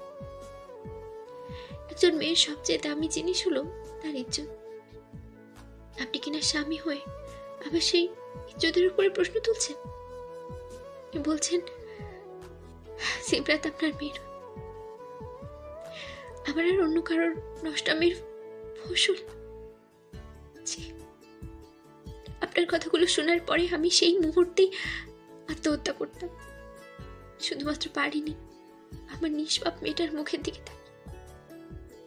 আমি মরে গেলে আমার সন্তানের কি হবে? ওকে তো আপনি আপনার সন্তান হিসেবেও মানেনি না। তাই আমি আমার সন্তানকে নিয়ে অনেক দূরে চলে যাচ্ছি, যেখানে আমাদের ছায়া আপনার জীবনে না পড়ে। আর আপনাকে শেষবারের মতো একটা সত্য কথা বলে যেতে চাই, সিমরাত আপনারই মেয়ে। নেশাগ্রস্ত রাতে আপনি আমার সাথে যা করেছেন তারই ফসল।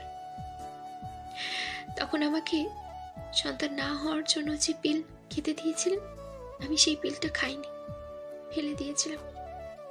কি করব বলুন? আমাদের কর্মকাণ্ডের ফলটা তো আমার সন্তানকে ভোগ করতে দিতে পারি না। আর আমি সবসময় দোয়া করি আপনি যেন ভালো থাকেন, নিজের শরীরের খেয়াল রাখবেন। এতদিন তো সবকিছু আমি খেয়াল রাখতাম, কিন্তু আমি তো আর থাকবো না। আর হ্যাঁ, আমার একটা শেষ অনুরোধ রাখবেন প্লিজ। আপনার মনের মতো কোনো মেয়েকে বিয়ে করে নেবেন যে আপনার খেয়াল রাখবে। আমার হাত দিয়ে কলম আর চলছে না। আপনি ভালো থাকবেন। আল্লাহ হাফেজ। ইতি, আপনার অপছন্দের নষ্টা বউ। চিঠিটা পড়েই আমি জোরে একটা চিৎকার দিলাম। আমার চিৎকার শুনে সবাই দৌড়ে আবার রুমে আসে। তখন আম্মু বলল, কি হয়েছে বাবা, তুই এভাবে কাঁদছিস কেন? তখন আমি কাঁদতে কাঁদতে সবার থেকে তাকিয়ে রাত্রি লেখা চিঠিটা এগিয়ে দিলাম। আর চিঠিটা পড়ে সবাই কাঁদে থাকলো। তখন আম্মু বলতে লাগলো, মেয়েটাকে তুই আজ পর্যন্ত একটুও সুখ দিসনি। ও তোকে সত্যি খুব ভালোবাসতো। তুই এমন একজনকে হারিয়েছিস যে তোকে নিজের চেয়েও বেশি ভালোবাসতো। আর হ্যাঁ, ওই দিন রাত্রি যখন বলল তুই ওকে ধর্ষণ করতে চেয়েছিস, তখন আমরা সবাই তোর কথা কেন শুনতে চাইনি জানিস? কারণ আমরা সবাই চাইছিলাম তোর সাথে রাত্রির বিয়ে হোক। আমরা জানতাম আমাদের ছেলে কোনো মেয়েকে, ধর্ষণ তো দূরে থাক, কোনো মেয়ের সাথে চোখে চোখ রেখে কথাও বলে না। আমরা এটাও জানতাম তুই কখনোই রাত্রির সাথে বিয়েতে রাজি হবি না। তাই আমরা সবাই রাত্রির এই প্ল্যানের সাথে হাত মিলাই। তোকে ধর্ষক বানিয়ে ব্ল্যাকমেল করলে তবেই তুই বিয়েতে রাজি হবি, কারণ একমাত্র রাত্রিই ছিল তোর স্ত্রী হওয়ার যোগ্য। কিন্তু তুই এর মূল্য বুঝতে পারলি না। রাত্রির মতো অমূল্য জীবন সঙ্গিনীকে তুই হারিয়ে ফেলেছিস। এই কথা বলে আমার কাঁদতে কাঁদতে আমার রুম থেকে চলে যায়। চাচা চাচি সহ পরিবারের সবাই একে একে আমাকে দোষারোপ করছে। আমি তাদের কথায় কান না দিয়ে গাড়িটা নিয়ে বেরিয়ে পড়লাম রাত্রিকে খুঁজতে।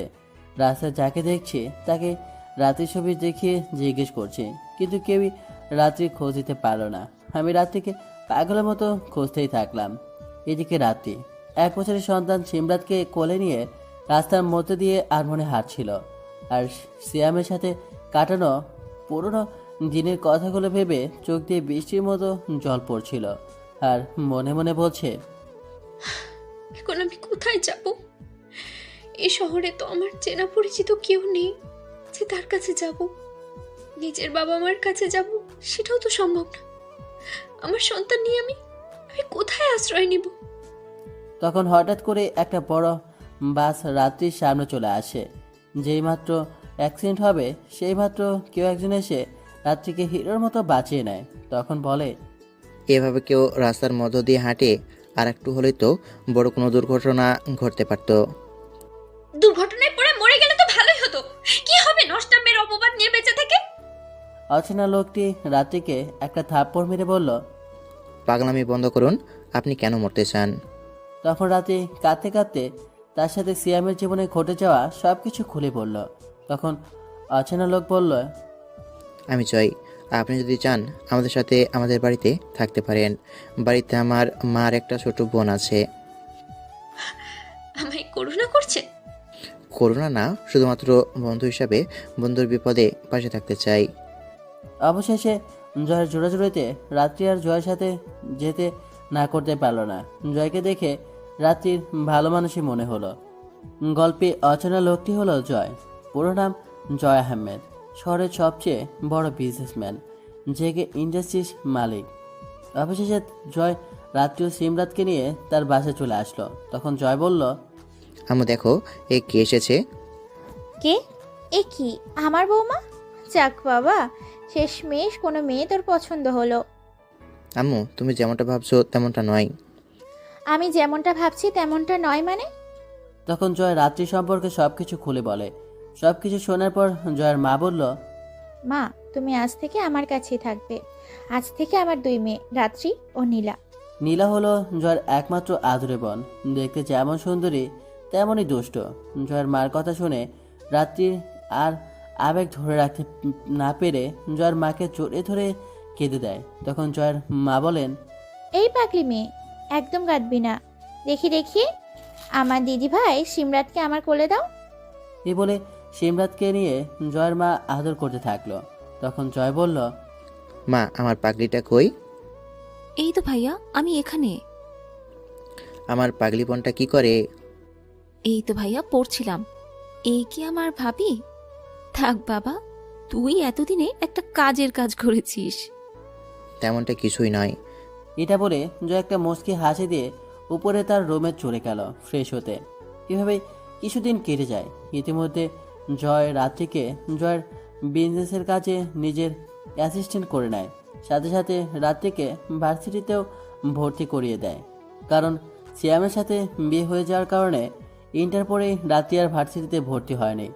এদিকে আমার অবস্থা দিন দিন খারাপ হতে থাকে। সারাদিন এই দিক সেই দিক রাত্রিকে পাগলের মতো খুঁজতে থাকি। আর রাত হলে নেশা করে বাড়ি ফিরি। রুমে গিয়ে সারা রাত রাত্রির ছবি সামনে দাঁড়িয়ে কাঁদতে কাঁদতে কাটিয়ে দেয়। আমার এই অবস্থা দেখে আব্বু আম্মু সহ পরিবারের সবাই চোখে জল ফেলত। থানা পুলিশ করেও তারা রাত্রিকে কোনো খোঁজই পায়নি।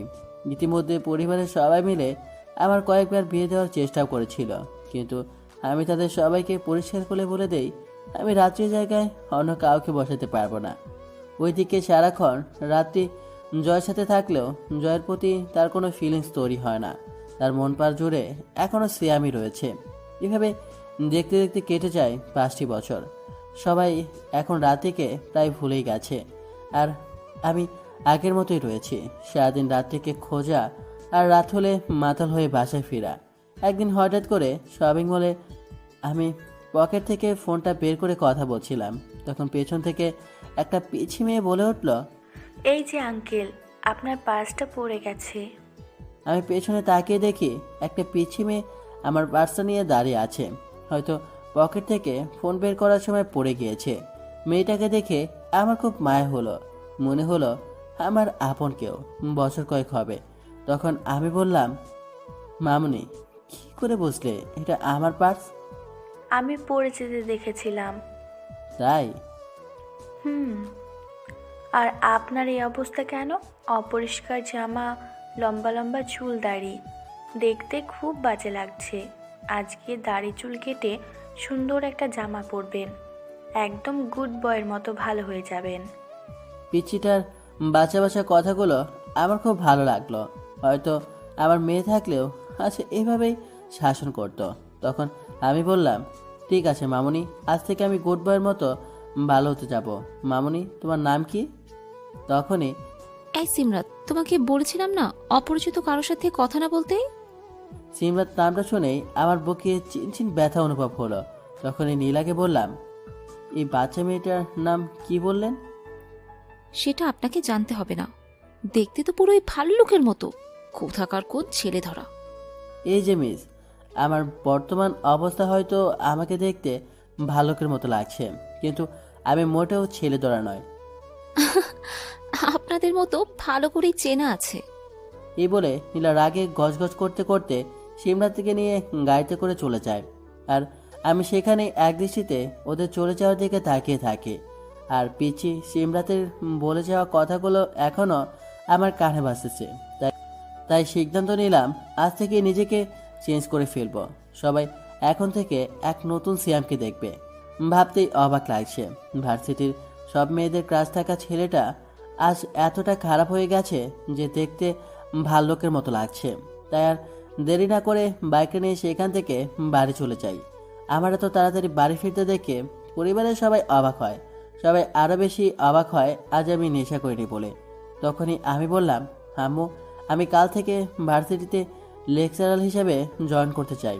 আমার কথা শুনে পরিবারের সবার মুখে হাসি রেখা হতবাক হতে দেখা যায়। তখনই আম্মু বলে, আমি জানতাম আল্লাহ আমার কথা শুনবে। এতদিন পর তিনি আমাদের দিকে মুখ তুলে তাকিয়েছেন। তখন আমি সেখানে আর না দাঁড়িয়ে সোজা নিজের রুমে চলে আসলাম। আগামীকাল থেকে আমার নতুন করে পথ চলা, ভার্সিটিতে যেতে হবে, তাই কাল সকালের মধ্যেই নিজেকে চেঞ্জ করে ফেলতে হবে। চট্টগ্রাম বিশ্ববিদ্যালয়ের প্রথম বিভাগের প্রথম শ্রেণীর ছাত্র ছিলাম বলে তাই নিজের পড়া বিদ্যালয়ের লেকচারার হিসাবে জয়েন করার জন্য অর্ডার এসেছিল। তার উপর বিদেশ থেকে পিএইচডি কমপ্লিট করেছি। আগে জয়েন করতে বললেও আমি না করে দিয়েছি। তাই রাতের মধ্যে ভার্সিটির উপাচার্য স্যারের কাছে ফোন করে সব কিছু ব্যবস্থা করে ফেলি আর বলে দিই আমি কাল থেকে জয়েন করব। আমি জয়েন করব শুনে উপাচার্য স্যার খুব খুশি হলেন। পরের দিন সকালবেলা রেডি হয়ে ভার্সিটি যাওয়ার জন্য বের হচ্ছিলাম। তখন সবাই আমার দিকে হা করে তাকিয়ে আছে। তখন আমি বললাম, তোমরা সবাই এভাবে হা করে তাকিয়ে আছো কেন? ভাই, তোকে দেখে যা লাগছে না বলে বোঝাতে পারবো না। ভার্সিটির যে কোনো মেয়ে তোকে দেখা মাত্রই প্রেমে পড়ে যাবে। আমি আজ কালো কোট টাই কালো শু পরেছি। সব মিলে আমাকে যা লাগছে না বলে বোঝানো যাবে না। কে বলবে না এই হলাম 2 দিন আগে সেই মাতাল আমি। তখন আমি তাদের কথায় পাত্তা না দিয়ে আম্মুকে সালাম করে ভার্সিটির উদ্দেশ্যে রওনা দিলাম। ভার্সিটির গেট দিয়ে ঢুকতেই ভার্সিটির সব ছেলেমেয়েরা আমার দিকে হা করে তাকিয়ে আছে। তখন আমি কারোর সাথে ধাক্কা অনুভব করলাম। তাকিয়ে দেখি একটা মেয়ে। মেয়েটাকে দেখে আমি অবাক হয়ে যাই, কারণ মেয়েটি আর অনেক কেউ নয়, গতকাল রাতের সেই ঝগড়াটে মেয়েটা। এদিকে নীলা আমাকে দেখা মাত্রই ক্রাশ খেলো। এক কথায় বলতে গেলে প্রথম দেখাই প্রেম। তখন নীলা বলল, আপনি গতকালের সেই ভাল্লুকটা না? আমি সেই ভাল্লুকটাই। আপনি আমাদের ভার্সিটিতে কি করছেন? আর এক রাতের মধ্যে এত পরিবর্তন কি করে? এটা তোমার না জানলেও চলবে। আর আমি ভার্সিটিতে লেকচারার হিসেবে নতুন জয়েন করেছি, সো আমার রেসপেক্ট দিয়ে কথা বলবে। এই বলে উপাচার্য স্যারের অফিসের দিকে চলে যাই। আর নীলা অবাক হয়ে এখনও সেখানেই দাঁড়িয়ে ভাবছে। এইসব কিভাবে সম্ভব? কিছুই তো মাথায় ঢুকছে না। কিছুতেই দুয়ে দুয়ে 4 মেলাতে পারছি না। এক রাতের মধ্যে একটা মানুষের এতটা পরিবর্তন কি করে সম্ভব? তার মধ্যে তিনি নাকি আবার আমাদের ভার্সিটির লেকচারার। নীলা দাঁড়িয়ে দাঁড়িয়ে এসব চিন্তা করছে। ক্লাস শুরু ঘন্টার আওয়াজে নীলার ধ্যান ভাঙলো। তাই সে তাড়াহুড়ো করে নিজের ক্লাসের দিকে চলে গেল। ক্লাসে নীলাসহ তার অন্যান্য সহপাঠীরা বসে বসে আড্ডা দিচ্ছিল। তখনই উপাচার্য স্যার ক্লাসের মধ্যে ঢুকলো। তবে তিনি একা না, সাথে আমাকে নিয়ে। সবাই উপাচার্য স্যারকে দেখা মাত্রই দাঁড়িয়ে গেল। তখন উপাচার্য স্যার বললেন, এভরিবডি স্টুডেন্ট, তোমরা সবাই কেমন আছো? ভালো স্যার, আপনি? আমিও ভালো। আজ আমি তোমাদের ক্লাসে কেন এসেছি জানো? No sir. আজ তোমাদের সাথে একজনকে পরিচয় করিয়ে দিতে আসছি। আজ আমার সাথে যে এসেছে সে হলো সিয়াম আহমেদ। সিয়াম আমাদের ভার্সিটির স্টুডেন্ট ছিল। ও আমাদের ভার্সিটির গর্ব। ও এই ভার্সিটির প্রথম বিভাগের প্রথম শ্রেণীর ছাত্র ছিল। কিছুদিন আগে ও কানাডা থেকে অ্যাপ্লাই কেমিস্ট্রিতে পিএইচডি করে এসেছে। ও আজই আমাদের ভার্সিটিতে নতুন লেকচারার হিসাবে জয়েন করেছে। ও আজ থেকে তোমাদের ক্লাস টিচার। অ্যাপ্লাই কেমিস্ট্রি বিভাগের প্রথম ঘন্টাটা সিয়ামই নিবে। ক্লাসের ছাত্রছাত্রীরা সবাই আমার দিকে অবাক হয়ে তাকিয়ে আছে। আমি যে ভার্সিটির লেকচারার হতে পারি কারো বিশ্বাসই হলো না। আসলে আমার বয়সটা এখনও অনেক কম, দেখে মনে হবে এখনও ভার্সিটির স্টুডেন্ট। ক্লাসের সব মেয়েরা আমার মতো এরকম হ্যান্ডসাম লেকচারারকে দেখে প্রথম দেখাতেই ক্রাশ খেলো। তখন উপাচার্য স্যার আমাকে ক্লাসে রেখে চলে গেলেন। আজ প্রথম দিন হিসাবে সবার সাথে একে একে পরিচিত হচ্ছিলাম। সবাই একে একে নিজেদের পরিচয় দিচ্ছিল। তখন তাকিয়ে দেখি নীলাও এই ক্লাসের মধ্যে। তার মানে নীলা অনার্স 2য় বর্ষের অ্যাপ্লাইড কেমিস্ট্রির স্টুডেন্ট। যখন নীলার পরিচয় দেওয়ার পালা আসলো তখন সে কিছুই বলতে পারছে না, শুধু তোতলাচ্ছিল আর ঘামছিল। ওর এই অবস্থা দেখে আমার খুব হাসি পাচ্ছিল। আর আমি মনে মনে বলছিলাম, কি মেয়েরই বাবা, গতকাল আমার সাথে কত ঝগড়া করছিল, আমার মুখের ওপর কথাগুলো বলছিল, আজ পরিচয় দিতে গিয়ে তোতলাচ্ছে। তারপর আমি কিছু কেমিস্ট্রি বিক্রিয়া আলোচনা করে ক্লাস শেষ করে বেরিয়ে গেলাম। আমি ক্লাস থেকে বেরোনোর সাথে সাথে কে একজন দৌড়ে আমার সামনে চলে আসলো। তাকিয়ে দেখি নীলা। স্যার, গতকালের ব্যবহারের জন্য আমি সরি। আমি আসলে বুঝতে পারিনি, প্লিজ আমায় ক্ষমা করে দিন। ঠিক আছে ঠিক আছে, এখন থেকে ভালো হয়ে যাও। স্যার, আপনি সত্যি আমায় ক্ষমা করেছেন তো? এই মেয়ে, এসব কি করছো? আমার হাত ছাড়ো বলছি। বললাম না ক্ষমা করে দিয়েছি। ধন্যবাদ স্যার। হুম। স্যার, একটা কথা বলবো? কি? স্যার, আপনি দেখতে না অনেক সুন্দর, পুরোই তামিল হিরোদের মতো। হ্যাঁ হ্যাঁ, আমি জানি আমি সুন্দর, তোমায় আর বলতে হবে না। স্যার, আপনার নাম্বারটা পেতে পারি? আমি মোবাইল ইউজ করি না, এই বলে আমি সেইখান থেকে চলে আসি। সেদিনের বাকি ক্লাসগুলো ভালো ভালো করে বাসায় চলে আসি। আর এদিকে নীলা ভার্সিটি থেকে যাওয়ার পর শুধু সিয়ামের কথাই মনে পড়ছে সিয়ামের রাগে ওই মায়াবী চেহারার কথা। নীলা বুঝতে পারলো সে আমাকে ভালোবেসে ফেলেছে। তাই নীলা সিদ্ধান্ত নিয়েই নিল, কাল ভার্সিটিতে গিয়ে সে সিয়াম স্যারকে মানে আমাকে প্রপোজ করবে। সে যে করেই হোক আমাকে নিজের করে পেতে চায়। আমার ওপর অন্য কারো নজর পড়ার আগে সে তার মনের কথাটা আমাকে বলে দেবে। আর এদিকে রাত্রি পড়াশোনাও শেষ। সে এখন জয়ের অ্যাসিস্ট্যান্ট নয়, জয়ের বিজনেস পার্টনার। রাত্রি এখন নিজের পায়ে দাঁড়িয়েছে, যেমনটা সিয়াম চেয়েছিল। রাত্রি রুমের মধ্যে বসে ল্যাপটপ নিয়ে কাজ করছিল। তখন জয়ের মা এসে বলল, মা, আসবো? নিজের মেয়ের রুমে আসতে আবার পারমিশন লাগে? কি করছিলি? এই তো ল্যাপটপে কিছু ফাইল চেক করছিলাম। তুমি কিছু বলবে? তোর কাছে একটা জিনিস চাইবো মা, দিবি? এমন করে বলছো কেন? মাকে ছেড়ে আসার পর তো আপনাকেই মা বলে রেখেছি। আর মা মেয়ের কাছে কিছু চাইবে, মেয়ে তা দিবে না, সে কি কখনো হয়? আমি চাই তোরা জয়ের বিয়ে দিতে। না, এটা কখনোই সম্ভব না। না করিস না মা, আমি তোর কাছে অনেক আশা নিয়ে এসেছি। মা, তুমি আমার অতীত সম্পর্কে সবকিছু জানার পরে ওই কথা বলছো? আমি বিবাহিতা, আমার স্বামী সিয়াম। সে আমায় না মানলেও আমি এখনো ওনাকেই স্বামী হিসেবে মানি। তার জায়গায় আমি কখনোই কাউকে দিতে পারবো না। দেখ মা, ছেলে মানুষই করিস না, নিজের জন্য না হলেও তোর এই সন্তানের কথা ভাব। কয়দিন পর ও বড় হবে, তখন ওর বাবাকে জিজ্ঞেস করবে, তখন তুই কি বলবি? তখন এই সমাজ আমার এই সিমরাতি ভাইকে হে করবে রে। তাছাড়া তোকে জয় খুব ভালোবাসে, আমিও এই সম্পর্কে একটা নাম দিতে চাই। মা, আমি তোমার অন্য সব কথা শুনতে রাজি আছি, কিন্তু তুমি প্লিজ আমায় এই কাজটা করতে বলো না। আমি এটা পারবো না। দেখ মা, আমি তোকে এখন বিয়ে করতে বলছি না, তুই সময় নে, ভেবে চিনতে পরে তোর মতামত জানাস। তখন রাত্রি দৌড়ে সেখান থেকে কাঁদতে কাঁদতে রুমে চলে গেল। রুমে আসার পর থেকে রাত্রি শুধু সিয়ামের কথাই ভাবতে থাকলো, কি করে সে সিয়ামের জায়গা অন্য কাউকে বসাবে। তাছাড়া জয়ের মা অলরেডি 2 বার হার্ট অ্যাটাক করেছে। ডাক্তার বলেছে ওনাকে সবসময় হাসি খুশি টেনশন মুক্ত রাখতে, কারণ আরেকটা বার হার্ট অ্যাটাক হলে ওনাকে বাঁচানো আর সম্ভব না। তাই শেষমেশ নিজের আবেগের কাছে হেরে গেল, সিদ্ধান্ত নিয়ে নিল এই বিয়েতে রাজি হওয়ার কথা। তখনই জয় রাত্রির রুমে ঢুকলো। এটা প্রত্যেক দিনের রুটিন। জয় ঘুমানোর আগে একবার সিমরাতকে আদর করে যায়, আর সিমরাতও এখন মনে করে জয় ওর বাবা। তখন জয় বলল, সিমরাত ঘুমিয়ে পড়েছে। আপনি কি জানেন আপনার মা আমার আর আপনার বিয়ে ঠিক করেছে? এর জন্যই কাঁদছেন? মায়ের সব কথা ছাড়ুন তো, মা এরকমই। মাকে আমি আপনার সমস্যাটা বুঝে বলবো, আপনি চিন্তা করবেন না। বুঝিয়ে বললেই কি হবে? আপনার কথা শুনে যদি মায়ের আবার কিছু হয়ে যায় তখন নিজেকে ক্ষমা করতে পারবেন? সেটার জন্যই তো সবসময় কিছু বলতে ভয় পাই।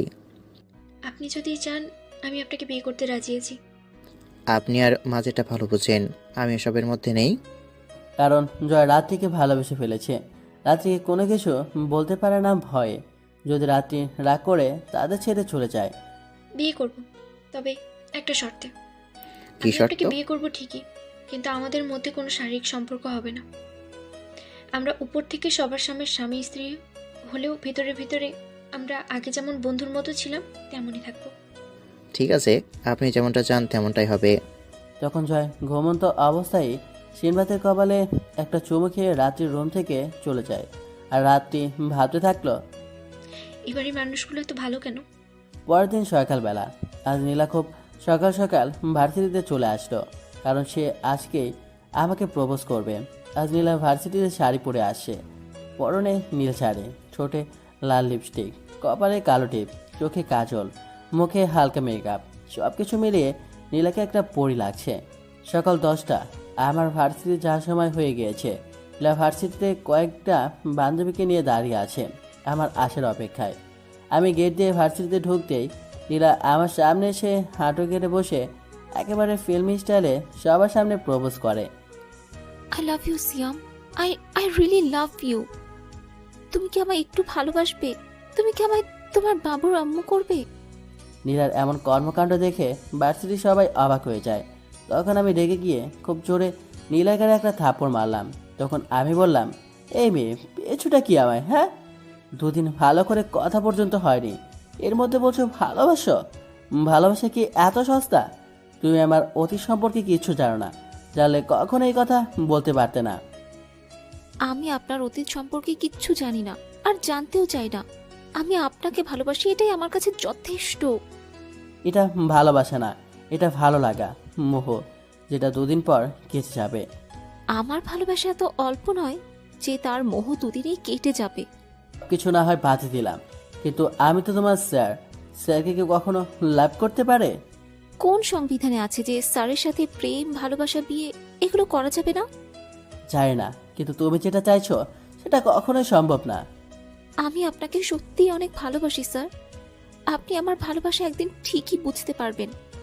আপনাকে আমি আমার করেই ছাড়বো। এই কথা বলে নীলা কাঁদতে কাঁদতে দৌড়ে ভার্সিটি থেকে চলে যায়। আমি নির্বাক হয়ে সেখানে দাঁড়িয়ে থাকি। আমার মাথার উপর দিয়ে এত কিছু বয়ে গেল। আমি কোনো কিছু বোঝার আগে আমি জানি নীলা একজন খুব ভালো স্টুডেন্ট। এখন যদি সে এসব প্রেম ভালোবাসা এগুলো নিয়ে পড়ে থাকে তাহলে তার কেরিয়ার শেষ হয়ে যাবে। আমাকে যে করে হোক নীলাকে বোঝাতে হবে। তখন আমি সেখান থেকে ক্লাস করাতে চলে যাই। আর এদিকে নীলা কাঁদতে কাঁদতে বাড়ির ভেতর ঢুকলো। তখন তার মা বলল, কি হয়েছে মা? তোর চোখে পানি কেন? না, কিছু না। কিছু না মানে? তাহলে তুই কাঁদছিস কেন? বললাম তো আমার কিচ্ছু হয়নি। এই বলে নীলা দৌড়ে কাঁদতে কাঁদতে সিঁড়ি বেয়ে নিজের রুমে চলে যায়। তখন নীলার এই অবস্থা দেখে রাস্তায় কিছুটা ঘটকা লাগলো। রাত্রি যখন জয়ের মায়ের পাশে বসে কি যেন করছিল, তখন রাত্রি সিঁড়ি বেয়ে নীলার পিছু পিছু নীলার রুমে চলে গেল। নীলার রুমে গিয়ে বালিশ ভিজে কাছে। তখন রাত্রি নীলার রুমে ঢুকে বলল, বোন আমার, তুই কাঁদছিস কেন? কি হয়েছে আমায় বল। ভাবি, আমি একজনকে ভালোবাসি। আমি যে করেই হোক তাকে নিজের করে পেতে চাই। নীলা বয়স রাত্রি থেকে ছোট, তাই রাত্রি নীলাকে খুব ভালোবাসে। নীলাও রাত্রিকে খুব ভালোবাসে। আর নীলা রাত্রিকে ভাবি বলে ডাকে, কারণ সে জানে যে আজ না হয় কাল রাত্রি তার ভাইয়ের ভাই জয়ের বউ হবে। ও, এই ব্যাপার, কোনো সমস্যা না। আমার বোন কাউকে ভালোবাসে তাকে ভাবে না, সে কি কখন হয়? সমস্যা আছে। আমি ওনাকে ভালোবাসলেও উনি আমাকে ভালোবাসা তো দূর, আমাকে সহ্য পর্যন্ত করতে পারে না। কি? কার এত বড় বুকের পাটা যে আমার বোনের মতো একটা সুন্দরী মেয়ের ভালোবাসা ফিরিয়ে দেয়? ছেলে দেখতে কেমন, কি করে? ও আমাদের ভার্সিটির লেকচারার। দেখতে শুনতে বলতে গেলে মাশাআল্লাহ। এক কথায় বলতে হবে উনি পুরো ইউনিভার্সিটির সব মেয়েদের ক্রাশ। আমি তো প্রথম দেখাই ওনাকে ভালোবেসে ফেলেছি। শেষমেশ স্যারের প্রেমে? তুমি হাসছো ভাবি? আমি ওনাকে না পেলে সত্যিই মরে যাব। চুপ একদম, এসব কথা আর কখনো বলবি না। তোর ভালোবাসার মানুষ তোরই হবে। আমি দেখতেছি কি করা যায়। তারপর রাত্রি নীলার মাথায় হাত বুলিয়ে ঘুম পাড়িয়ে দিয়ে নীলা রুম থেকে চলে আসে।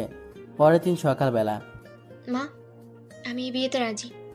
আলহামদুলিল্লাহ, আমি জানতাম তুই আমার কথা কখনো ফিরিয়ে দিবি না।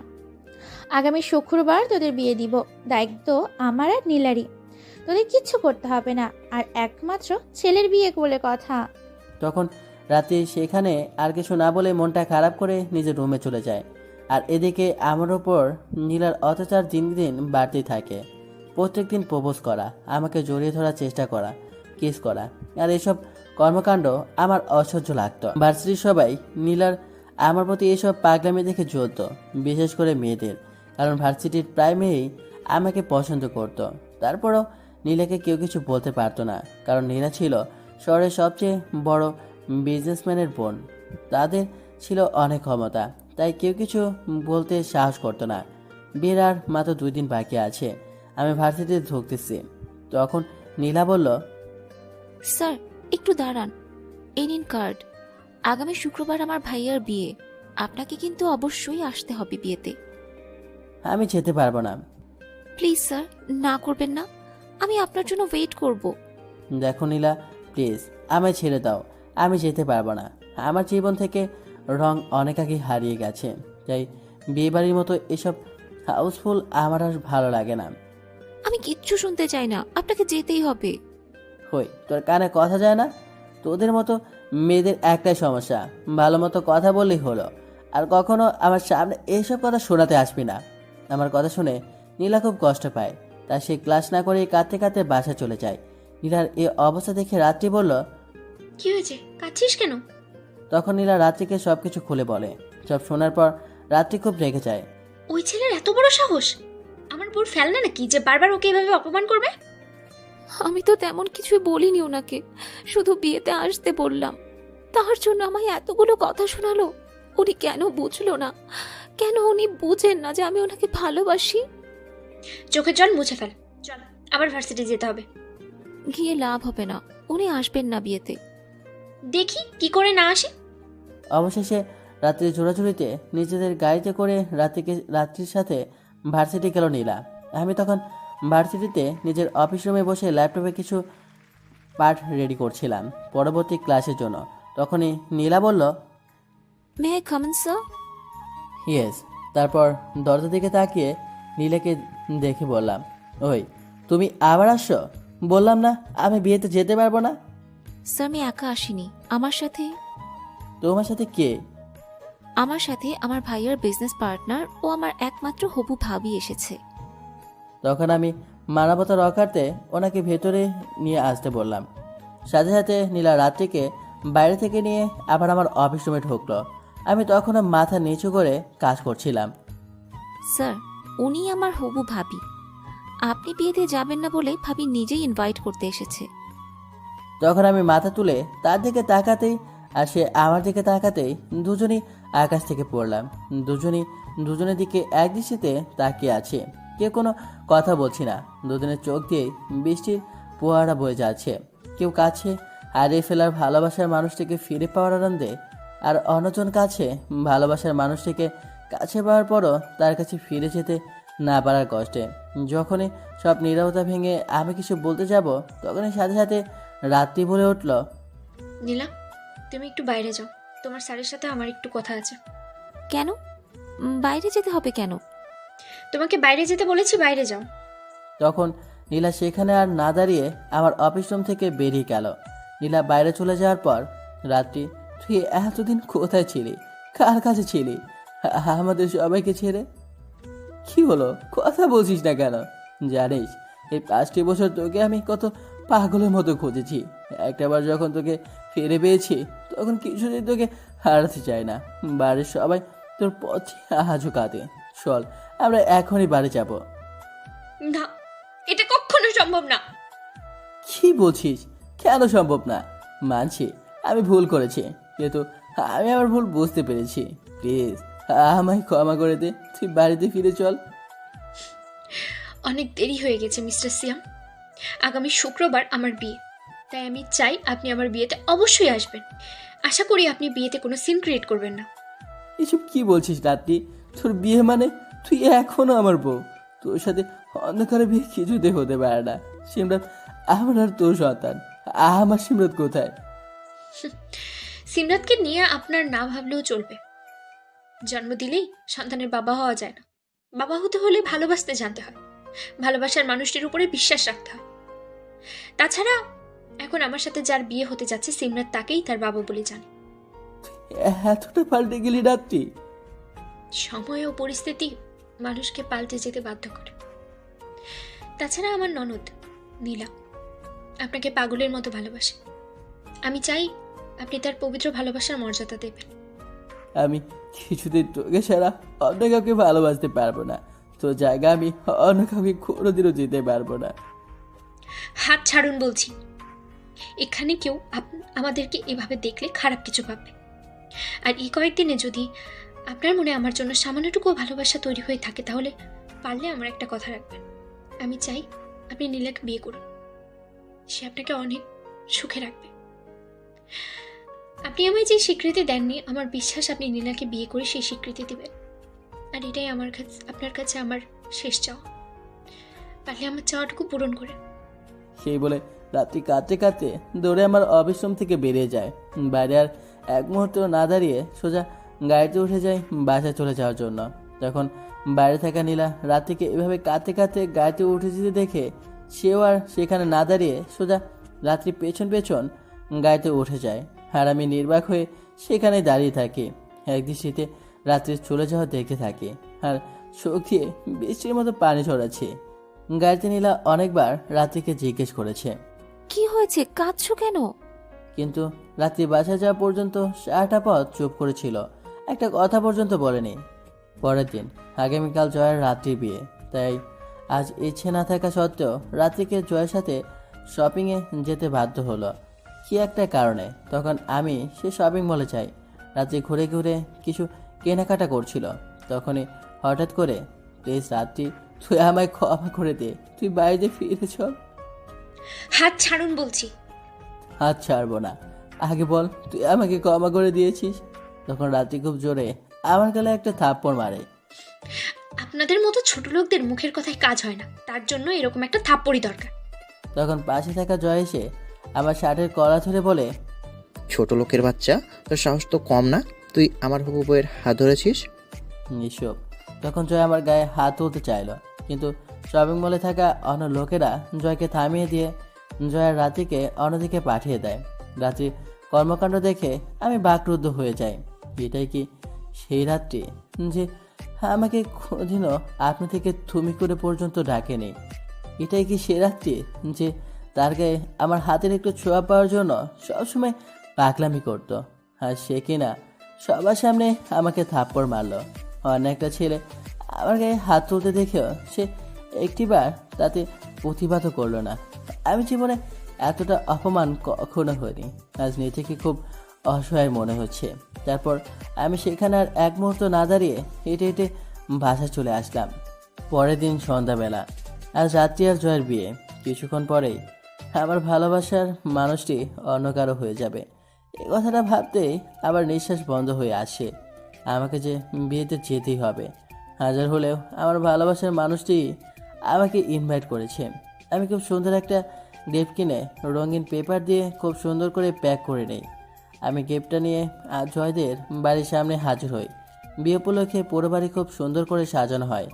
বাড়ির ভেতর সবাই অনেক আনন্দ করছে, কিন্তু আমি কিছুতেই বাড়ির ভেতর ঢোকার সাহস পাচ্ছি না, কারণ একটু পরেই রাত্রি আর জয়ের বিয়ে পড়ানো হবে। বউ সাজে রাত্রিকে আমি কিছুতেই অন্য কারো পাশে দেখতে পারবো না, তাই আমি বাইরের একজন দারোয়ানকে ডেকে তার হাতে গিফটটা দিই এবং বলে দিই যে এই বাড়িতে যার বিয়ে হচ্ছে গিফটটা যেন সেই ম্যাডামটার হাতে দিয়ে দেয়। তারপর আমি সেখান থেকে আর এক মুহূর্ত না দাঁড়িয়ে সোজা বাইকটা স্টার্ট দিয়ে বাড়িতে চলে আসলাম। আমাকে বাড়িতে ঢুকে দেখে বাড়ির সবাই অবাক হয়ে যায়, কারণ আমি আজ আগের মতো মদ খেয়ে মাতাল হয়ে বাড়িতে এসেছি। তখন আম্মু বলে, সিয়াম, তোর কি হয়েছে? তুই এমন করছিস কেন? কিছু না আম্মু, তোমার ছেলে খুব টায়ার্ড মা, তোমার ছেলের বিশ্রামের প্রয়োজন, আর তোমার ছেলে খুব ঘুম পাচ্ছে মা।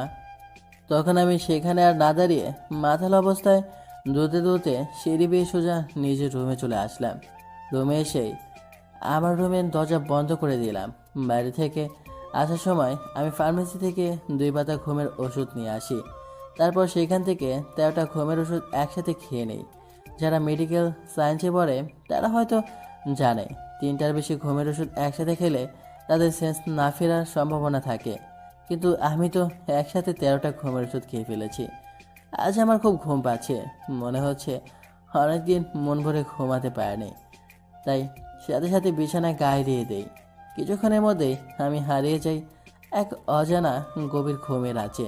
হয়তো এ ঘুম আর কোনোদিনও ভাঙবে না। আর ওইদিকে রাত্রিকে একটা রুমের মধ্যে কিছু পার্লারের লোকেরা বসে সাজাচ্ছিল। তখন দারোয়ান এসে বলল, ম্যাডাম ভেতরে আসবো? আরে দারোয়ান চাচা জি, আসো, কিছু বলবেন? জি ম্যাডাম, এই গিফটটা বাড়ির বাইরে একটা লোক আপনার হাতে দিয়ে দিতে বলেছিল। আমাকে দিতে বলেছিল? বাড়িতে বিয়ের অনুষ্ঠান হচ্ছে তো ওনাকে ভিতরে আসতে বলতে। জি ম্যাডাম, আমি বলেছিলাম, কিন্তু ওনার নাকি কি কাজ আছে, তারা দেখিয়ে আমার হাতে গিফটটা দিয়ে চলে গেল। আচ্ছা তুমি যাও। রাত্রি ভাবতে থাকলো কি এমন গিফট যে বাড়ির ভেতরে এসে আমাকে দিতে পারো না, বাড়ির দারোয়ানকে দিয়েই পাঠালো। আর কেই বা দিল যে বাড়ির ভিতরে আসতে পারো না। তখন রাত্রি গিফটটা খুলেই একপাশে রেখে দেয়, কারণ তখন তাকে পার্লারের লোকেরা সাজাচ্ছিল। রাত প্রায় 10টা। আম্মু ডিনার করতে আমাকে ডাকার জন্য আমার রুমে আসলো, কারণ আমি যে কখন সন্ধ্যাবেলা এসে কিছু না খেয়ে ঘুমিয়ে পড়েছি। তাই ডিনার করতে নিচে যাওয়ার জন্য আম্মু রুমের সামনে আসলো। এসে দেখলো দরজা ভেতর থেকে লক করা। তাই আম্মু অনেকক্ষণ দরজা ধাক্কালো, কিন্তু কোনো সাড়া পাচ্ছে না। তারপর আমাকে জোরে জোরে ডাকতে লাগলো। প্রায় 10 থেকে 15 মিনিট এভাবে ডাকলো, কিন্তু ভেতর থেকে কোনো সাড়াই পাচ্ছে না। তখন আম্মু দৌড়ে নিচে চলে গেল এবং কান্না করতে করতে বলতে লাগলো, সিয়ামকে সে কখন থেকে ডেকেই চলেছি, কিন্তু কোনো কথা বলছে না। আম্মুর কথা শুনে আব্বু, ভাইয়া সহ পরিবারের সবাই দৌড়ে আমার রুমের সামনে চলে আসলো। সবাই অনেক ডাকছে ও দরজা ধাক্কাচ্ছে, কিন্তু আমার কোনো রেসপন্সই নেই। সবাই অনেক ভয় পেয়ে গেল, কারণ আমি এর আগে কখনোই এমন করিনি। আমার খুব কাজ ছিল। তখন সবাই মিলে দরজা ভাঙার সিদ্ধান্ত নিল। তারা হয়তো জানে না যে ভেতরে গিয়ে কোনো লাভই নেই, কারণ আমি যে ঘুমিয়েছি সে ঘুম হয়তো আর কোনোদিনও ভাঙার নয়। সবাই মিলে দরজা ভেঙে ফেললো। ভেতরে ঢুকে সবাই দেখছে আমি খাটে খুব সুন্দর করে ঘুমিয়ে আছি। তখন আব্বু সহ সবাই আমার হাত পা মাথা নাড়িয়ে অনেকক্ষণ ডাকলো, কিন্তু কোনো লাভ হলো না। তখন ভাইয়া জোরে একটা চিৎকার দিয়ে বলল, সাথে সাথে সবাই চিৎকার করে কাঁদছিল। আম্মু সেইখানে জ্ঞান হারিয়ে ফেলে। তাদের এই আত্মচিৎকার হয়তো আর কখনোই আমি শুনতে পাবো না। রাত্রির কানে হয়তো পৌঁছাবে না এই কান্নার আওয়াজ, কিন্তু আব্বুর মন কিছুতেই মানছে না। তাই সন্তানকে বাঁচানোর শেষ চেষ্টা করার জন্য আমাকে নিজে কোলে নিয়ে দৌড়ে বাড়ির বাইরে চলে আসলো আর ভাইয়াকে বলে দেয় গাড়ি বের করার জন্য। এখন সবাই মিলে নিজেদের গাড়িতে করে আমাকে শহরের সবচেয়ে ভালো হসপিটালে নিয়ে আসে। হসপিটালে ঢোকার পর ডাক্তার বলল, এই আপনারা কাকে নিয়ে এসেছেন? এ তো কোনো শ্বাসই নিচ্ছে না। প্লিজ ডাক্তার, আমার সন্তানকে বাঁচান। অন্তত একবার শেষ চেষ্টা করে দেখুন। সিস্টার, ওনাকে এখনই জরুরি বিভাগে ঢোকান। তখন নার্সরা আমাকে ভেতর ঢুকে ফেলে আর বাড়ির সবাই বাইরে বসে কাঁদছিল। এদিকে রাত্রিকে বউ সাজানো শেষ। বিয়েতে সব মেহমান বিভিন্ন কাজে ঠিক সময়ে উপস্থিত হতে না পারায় বিয়েটা একটু দেরিতে পড়ানোর সিদ্ধান্ত নিল। রাত্রি রুমের মধ্যে বসে আছে, তাই রাত্রি আগ্রহ নিয়ে পাশে থাকা গিফটটা হাতে নিল খুলে দেখার জন্য। রাত্রি আস্তে আস্তে গিফটটা খুললো, দেখলো খুব সুন্দর একটা সিল্কের কালো শাড়ি আর একজোড়া লাল চুড়ি। রাত্রি যখন গিফটের প্যাকেটের ভেতর একপাশে একটা চিরকুট দেখতে পেল, চিরকুটের উপর কোনো নাম ঠিকানা লেখা ছিল না, কিন্তু রাত্রি চিরকুটটা খুলে চিরকুটির লেখাগুলো দেখে বুঝতে পারলো গিফটটা আমি পাঠিয়েছি, কারণ আমার হাতে লেখা রাত্রি খুব ভালো করে চিনত। তখন রাত্রি চিরকুটটা পড়তে থাকলো। আমার পাগলি, কেমন আছিস রাত্রি? আশা করি অনেক ভালো আনন্দে আছিস। পাগলি, আজ তোর বিয়ে, কিন্তু কিছুতেই বাড়ির ভেতর ঢোকার সাহস পেলাম না। তোকে যে বসা যে অন্য কারো পাশে দেখতে পারবো না আমি, তাই গিফটটা দারুণকে দিয়েই পাঠালাম। তোর বিয়েতে তেমন কিছু গিফট দিতে পারলাম না, শুধু একটা কালো সিল্কের শাড়ি। আমাদের বিয়ের আগে তুই যখন কালো শাড়ি পরে আমার আশেপাশে ঘুরতে, তখন তোকে দেখে একদম পরীর মতো লাগতো। সেটা তুই বিয়ের পর পরবি। আর হ্যাঁ, একজোড়া লাল চুড়িও আছে গিফটের প্যাকেটের ভেতরে। তুই একবার ভাইনা ধরেছিলি না তোকে লাল চুড়ি কিনে দেওয়ার জন্য, তাই আজ তোর জন্য কিনলাম। যদি আর কোনো দিন কিনে দেওয়ার সুযোগ না হয়, ওই দিন শপিং মলে তুই সবার সামনে আমার গালে থাপ্পড় মারলি। বিশ্বাস কর, আমার একটু কষ্ট হয়নি, কিন্তু কষ্ট আমার তখনই হয়েছে যখন আমার গায়ে একটা ছেলে হাত তুললো আর তুই একটু প্রতিবাদ করলি না। আজ তুই অন্য কারো হয়ে যাচ্ছিস, এটা ভাবতেই আমার নিঃশ্বাস বন্ধ হয়ে আসে। তাই তো চলে যাচ্ছি অনেক দূরে, সেখান থেকে হয়তো আর কেউই কোনোদিন ফিরে আসে না। দীর্ঘ 5টি বছর থেকে পাগলের মতো খুঁজেছি, যখন ফিরে পেয়েছি মনে হলো নিজের প্রাণটাই ফিরে পেয়েছি। কিন্তু ফিরে পাওয়ার পর তুই যা দিলি তা আমি কখনো কল্পনাও করিনি। আজ আমি খুব ক্লান্ত, আজ আমার বিশ্রামের সময় হয়েছে। আমার সিমরাতকে তোর হাতে দিয়ে গেলাম, ওকে দেখে রাখিস। ওকে আমার মতো খারাপ বাবার পরিচয় কোনোদিনও দিবি না। ও জানো তোর নতুন ভালোবাসার মানুষটি ওর বাবা। আমার হাতে আর বেশি সময় নাই, তোকে আর আমার সন্তানকে ছেড়ে যেতে একদমই ইচ্ছে করছে না, কিন্তু কি করব বল, আমাকে যে যেতেই হবে। আমার মাথায় প্রচণ্ড যন্ত্রণা করছে, তাই কিছু লিখতে পারছি না। আমি দোয়া করি তুই যেন সবসময় ভালো থাকিস। আল্লাহ হাফেজ। হিতি তো পাগল সিয়াম রাত্রি চিরকুটটা পরে চিৎকার করে কাঁদছিল আর বলতে থাকলো, সিয়াম কেন আপনি এটা করলেন? রাত্রি খুব ভয় করতেছে চিরকুটটা পরে, কারণ রাত্রি ভালো করে জানে সিয়াম খুব রাগী ও ইমোশনাল, তাই সে নিজের যে কোনো ক্ষতি করে ফেলতে পারে। রাত্রি তখন আর একমাত্র রুমের মধ্যে বসে না থেকে কাঁদতে কাঁদতে দৌড়ে নিচে নেমে গেছে। বাড়ি ভর্তি গেস্ট, সবাই হা করে রাত্রির দিকে তাকিয়ে আছে। রাত্রি তাদের কাউকে পাত্তা না দিয়ে সোজা সবার সামনে দিয়ে বাড়ি থেকে বেরিয়ে গেল। রাত্রির পরনে এখনো বিয়ের সাজে লাল বেনারসি পরা। পেছনে সবাই রাত্রিকে অনেক ডাকছে, কিন্তু সে কারো কথা না শুনে বাড়ির বাইরে থাকা তাদের গাড়িতে উঠে গেল এবং ড্রাইভারকে আমার বাসার ঠিকানা দিয়ে বলল, এই ঠিকানায় তাড়াতাড়ি নিয়ে চলো। রাত্রি এভাবে কাউকে কিছু না বলে বিয়ে পড়ানোর একটু আগে হঠাৎ করে বেরিয়ে যেতে দেখে জয় ও রাত্রি পেছন পেছন গাড়ি নিয়ে বেরিয়ে পড়লো আর রাত্রিকে ফলো করছে। রাত্রি গাড়িতে বসে চিন্তা করতে থাকলো, সিয়ামের সত্যি কিছু হয়নি তো? সিয়ামের যদি কিছু হয় তাহলে আমি নিজেকে কখনোই ক্ষমা করতে পারবো না। ড্রাইভার চাচা প্লিজ গাড়িটা জোরে চালান না। জোরেই তো চালাচ্ছি ম্যাডাম। অবশেষে রাত্রি গাড়ি নিয়ে আমাদের বাড়ির সামনে চলে আসলো। রাত্রি যেইমাত্র গাড়ি থেকে নেমে ধরে বাড়ির ভেতর ঢুকতে লাগলো, তখনই আমাদের বাড়ির দারোয়ান চাচা বলল, রাত্রিমা তুমি এতদিন কই ছিলে তুমি? এসব কথা পরে জানতে পারবে, আগে বলো তোমাদের ছোট সাহেব কোথায়? ছোট সাহেব তো বাড়িতে নেই। বাড়িতে নেই মানে কোথায় গেছে? তখন দারোয়ান কাঁদতে কাঁদতে সব কিছু রাত্রিকে খুলে বলল। দারোয়ানের সব কথা শোনার পর রাত্রি ধপাস করে মাটিতে বসে পড়ে আর জোরে আটকা চিৎকার দেয়।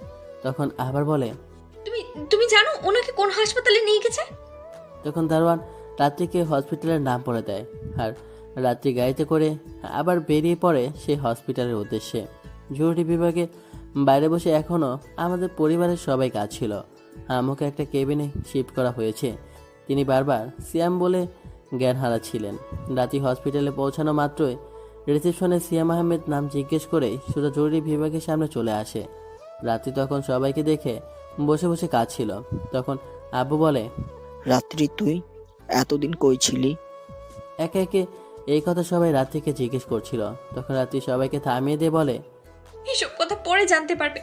বড়াব্বু বলো না আমার সিয়ামের কি হয়েছে? আমি কিচ্ছু জানি না মা, কেন আমার ছেলেটা এমন করলো। ডাক্তাররা জরুরি বিভাগে ঢুকেছে প্রায় 1 ঘন্টা হলো, এখনো বাইরে আসলো না। তখন ডাক্তার জরুরি বিভাগ থেকে বের হলো। সাথে সাথে আব্বু বলল, ডাক্তার আমার ছেলের কি হয়েছে বলুন না, আমার ছেলেটা বেঁচে যাবে তো? দেখুন, আমরা এই মুহূর্তে কিছু বলতে পারছি না। আমি আমার জীবনে এরকম পেশেন্ট কখনো দেখিনি। আমরা মেডিকেল বোর্ডের পুরো টিম প্রায় 1 ঘন্টা ধরে চেষ্টা করছি, কিন্তু কিছুতে রোগীর জ্ঞান ফেরাতে পারলাম না। কোনো মতে অক্সিজেনের সাহায্যে রোগীর প্রাণটা এখনও বাঁচিয়ে রেখেছি। অক্সিজেন মাস্কের সাহায্যে রোগীর দেহের ভিতর থেকে এক একটা নিঃশ্বাস বের করে আনতে অনেক কষ্ট হচ্ছে। রোগী অলরেডি কোমায় চলে গেছে। ওনাকে আমরা আইসিইউতে শিফট করেছি।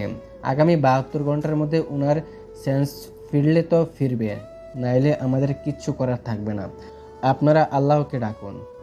এই বলে ডাক্তার সে এখান থেকে চলে যায়। আর তখনই রাত্রি একটা ব্রেঞ্চে বসে পড়লো আর বলতে থাকলো, হে আল্লাহ, তুমি আমার সাথে এমনটা কিছুতেই করতে পারো না। আমার সিয়ামকে কিছুতেই আমার কাছ থেকে কেড়ে নিতে পারো না। প্রয়োজনে আমার জীবন নিয়ে নাও, তবুও আমার স্বামীর জীবন বাঁচিয়ে দাও। হঠাৎ রাত্রি পেছন থেকে তার কাঁধে কারো হাতের স্পর্শ পেল। পিছনে তাকাতে জয় বলল, আপনি কোনো চিন্তা করবেন না, আপনার শিয়ামের কিচ্ছু হবে না। জয় হয়তো বুঝতে পেরেছে যে আমি রাত্রির স্বামী, যাকে রাত্রি এখনো পাগলের মতো ভালোবাসে। সময় যতই যাচ্ছে সবার হার্টবিট ততই বেড়ে চলেছে। যদি 72 ঘন্টার মধ্যে সিয়ামের সেন্স না ফেরে, তাহলে ওকে আর বাঁচানো কিছুতেই সম্ভব না। অলরেডি 71 ঘন্টা চলে গেছে। সবাই আইসিইউ এর বাইরে বসে কাঁদছিল। তখন ডাক্তার আইসিইউ থেকে বাইরে এসে বলল, আপনাদের জন্য খুশির খবর আছে, রোগীর সেন্স ফিরেছে। কি? আমার স্বামী সেন্স ফিরেছে? প্লিজ ডাক্তার, আমি এক্ষুনি ওনার কাছে যাব। যাবেন? তবে এখন না, 30 মিনিট পর। এই বলে ডাক্তার সেখান থেকে চলে যায়। অবশেষে 30 মিনিট পর রাত্রি আমাকে দেখতে ভেতরে এলো। আমি চোখটা মেলে কেবিনে শুয়ে আছি। ভেতরে ঢোকা মাত্রই রাত্রি আমাকে জড়িয়ে ধরে বলল, প্লিজ আমায় ক্ষমা করে দেন, আমি এমনটা আর কখনো করব না। অন্যদিকে মুখ ফিরিয়ে নিয়েছি। এবার রাত্রি কেঁদে দিয়ে আমার পায়ে পড়ে গেছে আর বলছে, প্লিজ আপনি আমায় যা শাস্তি দেওয়ার দেন, তবুও আপনি আমার থেকে মুখ ফিরিয়ে রাখবেন না। আপনার ভাই আমায় একটু জায়গা দেন। এবার আমার আর সহ্য হলো না। রাত্রিকে বুকে টেনে নিলাম। ওর মায়াবী চেহারা দিকে তাকালেই আমি সব কিছু ভুলে যাই। রাত্রির চোখের পানি আমার একদমই সহ্য হয় না। এরপর একে একে আব্বু, ভাইয়া সহ পরিবারের সবাই দেখা করলো। আমাকে এখন একটা নর্মাল কেবিনে শিফট করা হয়েছে। আম্মু এখন একটু সুস্থ। আমার কেবিনের ভেতরে শুধু রাত্রি আছে আমার পাশে বসা। তখনই কেউ একজন হঠাৎ করে দৌড়ে আমার কেবিনে ঢুকে আমায় জড়িয়ে ধরলো। তাকে দেখে নীলা। তখনই নীলা বলল, স্যার, আপনার আপনার কি হয়েছে? নীলা আমাকে জড়িয়ে ধরে আছে দেখে রাত্রি লুচির মতো ফুলতেছে। তখনই আমি সুযোগ বুঝে রাত্রিকে রাগানোর জন্য নীলাকে আমার হাত দিয়ে আরো জোরে জড়িয়ে ধরলাম। আমাকে ছেড়ে জয়কে বিয়ে করো না, এবার ঠেলা বোঝো। রাত্রি এবার সহ্য করতে না পেরে বলল, এটা কি হচ্ছে নীলা? তুমি এভাবে ওনাকে জড়িয়ে ধরে আছো কেন? উনি না তোমার স্যার? রাত্রি আপু, আমি তোমার আর স্যারের সম্পর্কে সবকিছু জেনে গেছি। স্যারই আপনার আগের স্বামী, কিন্তু এই কয়েকদিন আমি স্যারকে খুব ভালোবেসে ফেলেছি। স্যারকে নিয়ে দেখেছি অনেক স্বপ্ন, কিন্তু এটা তো আর কখনোই হবে না। তাই অনেক দূরে চলে যাচ্ছি। আগামীকাল আমার ফ্লাইট। আমি মালয়েশিয়া চলে যাচ্ছি। পড়াশোনা সহ না হয় বাকি জীবনটা সেখানেই কাটিয়ে দিব। এই জীবনে হয়তো আর কাউকে ভালোবাসতে পারবো না। তাই যাকে ভালোবেসেছি তাকে যখন পাবো না, তাই অনেক দূরেই চলে যাচ্ছি। কারণ এখানে থাকলে স্যারের মায়ায় বারবার জড়িয়ে যাব। তোমার আর স্যারের সম্পর্কটা কিছুতেই নিজের চোখের সামনে দেখতে পারবো না। তাই তোমাদের থেকে আড়াল হতে চলে যাচ্ছি। রাত্রি আপু, আমার ভালোবাসার মানুষটাকে তোমার হাতে দিয়ে যাচ্ছি। ওনাকে সব সময় দেখে রেখো, কখনোই কষ্ট দিও না। এই বলে নীলা কাঁদতে কাঁদতে কেবিন থেকে দৌড়ে পেরিয়ে যায়। কাঁদলে কাঁদুক, তাতে আমার কি। রাত্রি আর আমি স্বামী স্ত্রী, আমরা একে অপরকে পাগলের মতো ভালোবাসি। নীলাও আমাকে ভালোবাসে, কিন্তু তার ভালোবাসাটা একতরফা, যেটার মিল কখনোই হওয়া সম্ভব না। আরও 2 দিন হসপিটালে থাকার পর আজ আমাকে রিলিজ করে দেয়। তাই আজ আমরা সবাই বাড়ি চলে যাচ্ছি। বাড়ি ঢুকবো তখনই আম্মু দরজার সামনে বরণডালা নিয়ে দাঁড়িয়ে আছে। হাজার হলেও তার ছেলের বউ অনেকদিন পর আবার এক হয়ে বাড়িতে ঢুকছে। তাই আম্মু বরণ করে আমাদের ঘরের ভেতর ঢুকালো। ভাইয়া গিয়ে জয়দের বাড়ি থেকে আমার পিছির সিমরাতকে নিয়ে আসে। জয়ের আম্মু আর রাত্রি সম্পর্কে কথা শুনে একটু কষ্ট পেলেও খুশি হয়েছে। আজ নাকি আমাদের বাসর রাত, কারণ আগে আমাদের বিয়ের পর বাসর রাতে আমার আর রাত্রির মধ্যে যা ঘটেছিল বাড়ির সবাই তা জেনে গেছে। তাই সবাই ইচ্ছায় আমার আর রাত্রি আবার নতুন করে বাসর রাত হোক। রাত 11টা। অবশেষে ভাইয়া ভাবি জোর করে আমায় বাসর ঘরে ঢুকিয়ে দিল। অবশ্য আমি আসার সময় আমাদের সাথে ঘোরানোর জন্য সিমরাতকে নিয়ে আসতে চাইলাম, কিন্তু সে এক কথায় না করে দিল। সে নাকি নতুন দিদু পেয়েছে যার সাথে থাকবে। তাই আমি একাই চলে আসলাম। বাসর ঘরে ঢুকে দেখি রাত্রি খাটের মধ্যে বসে যে ঘোমটা দিয়ে বসে আছে। আমাকে ভেতরে ঢুকতে দেখে পা তুলে সালাম করলো। তখন আমি বললাম, চলো এবার ঘুমিয়ে পড়ি। কি? এত তাড়াতাড়ি ঘুমিয়ে পড়বেন? আগে লুঙ্গিটা পরে আসেন বলছি। কি? বাসর রাতে লুঙ্গি পরবে কেন? কেন? আপনার লুঙ্গি খোলার জন্য। তাই নাকি? হুম। শুধু কি তুই একাই খুলতে জানিস? আমি খুলে ফেলবো। খুললে খুলবেন, মানে করেছে কে? আমারই তো স্বামী। আর তুই খুলি আমার ডেঞ্জারাস চাচাতো বউ।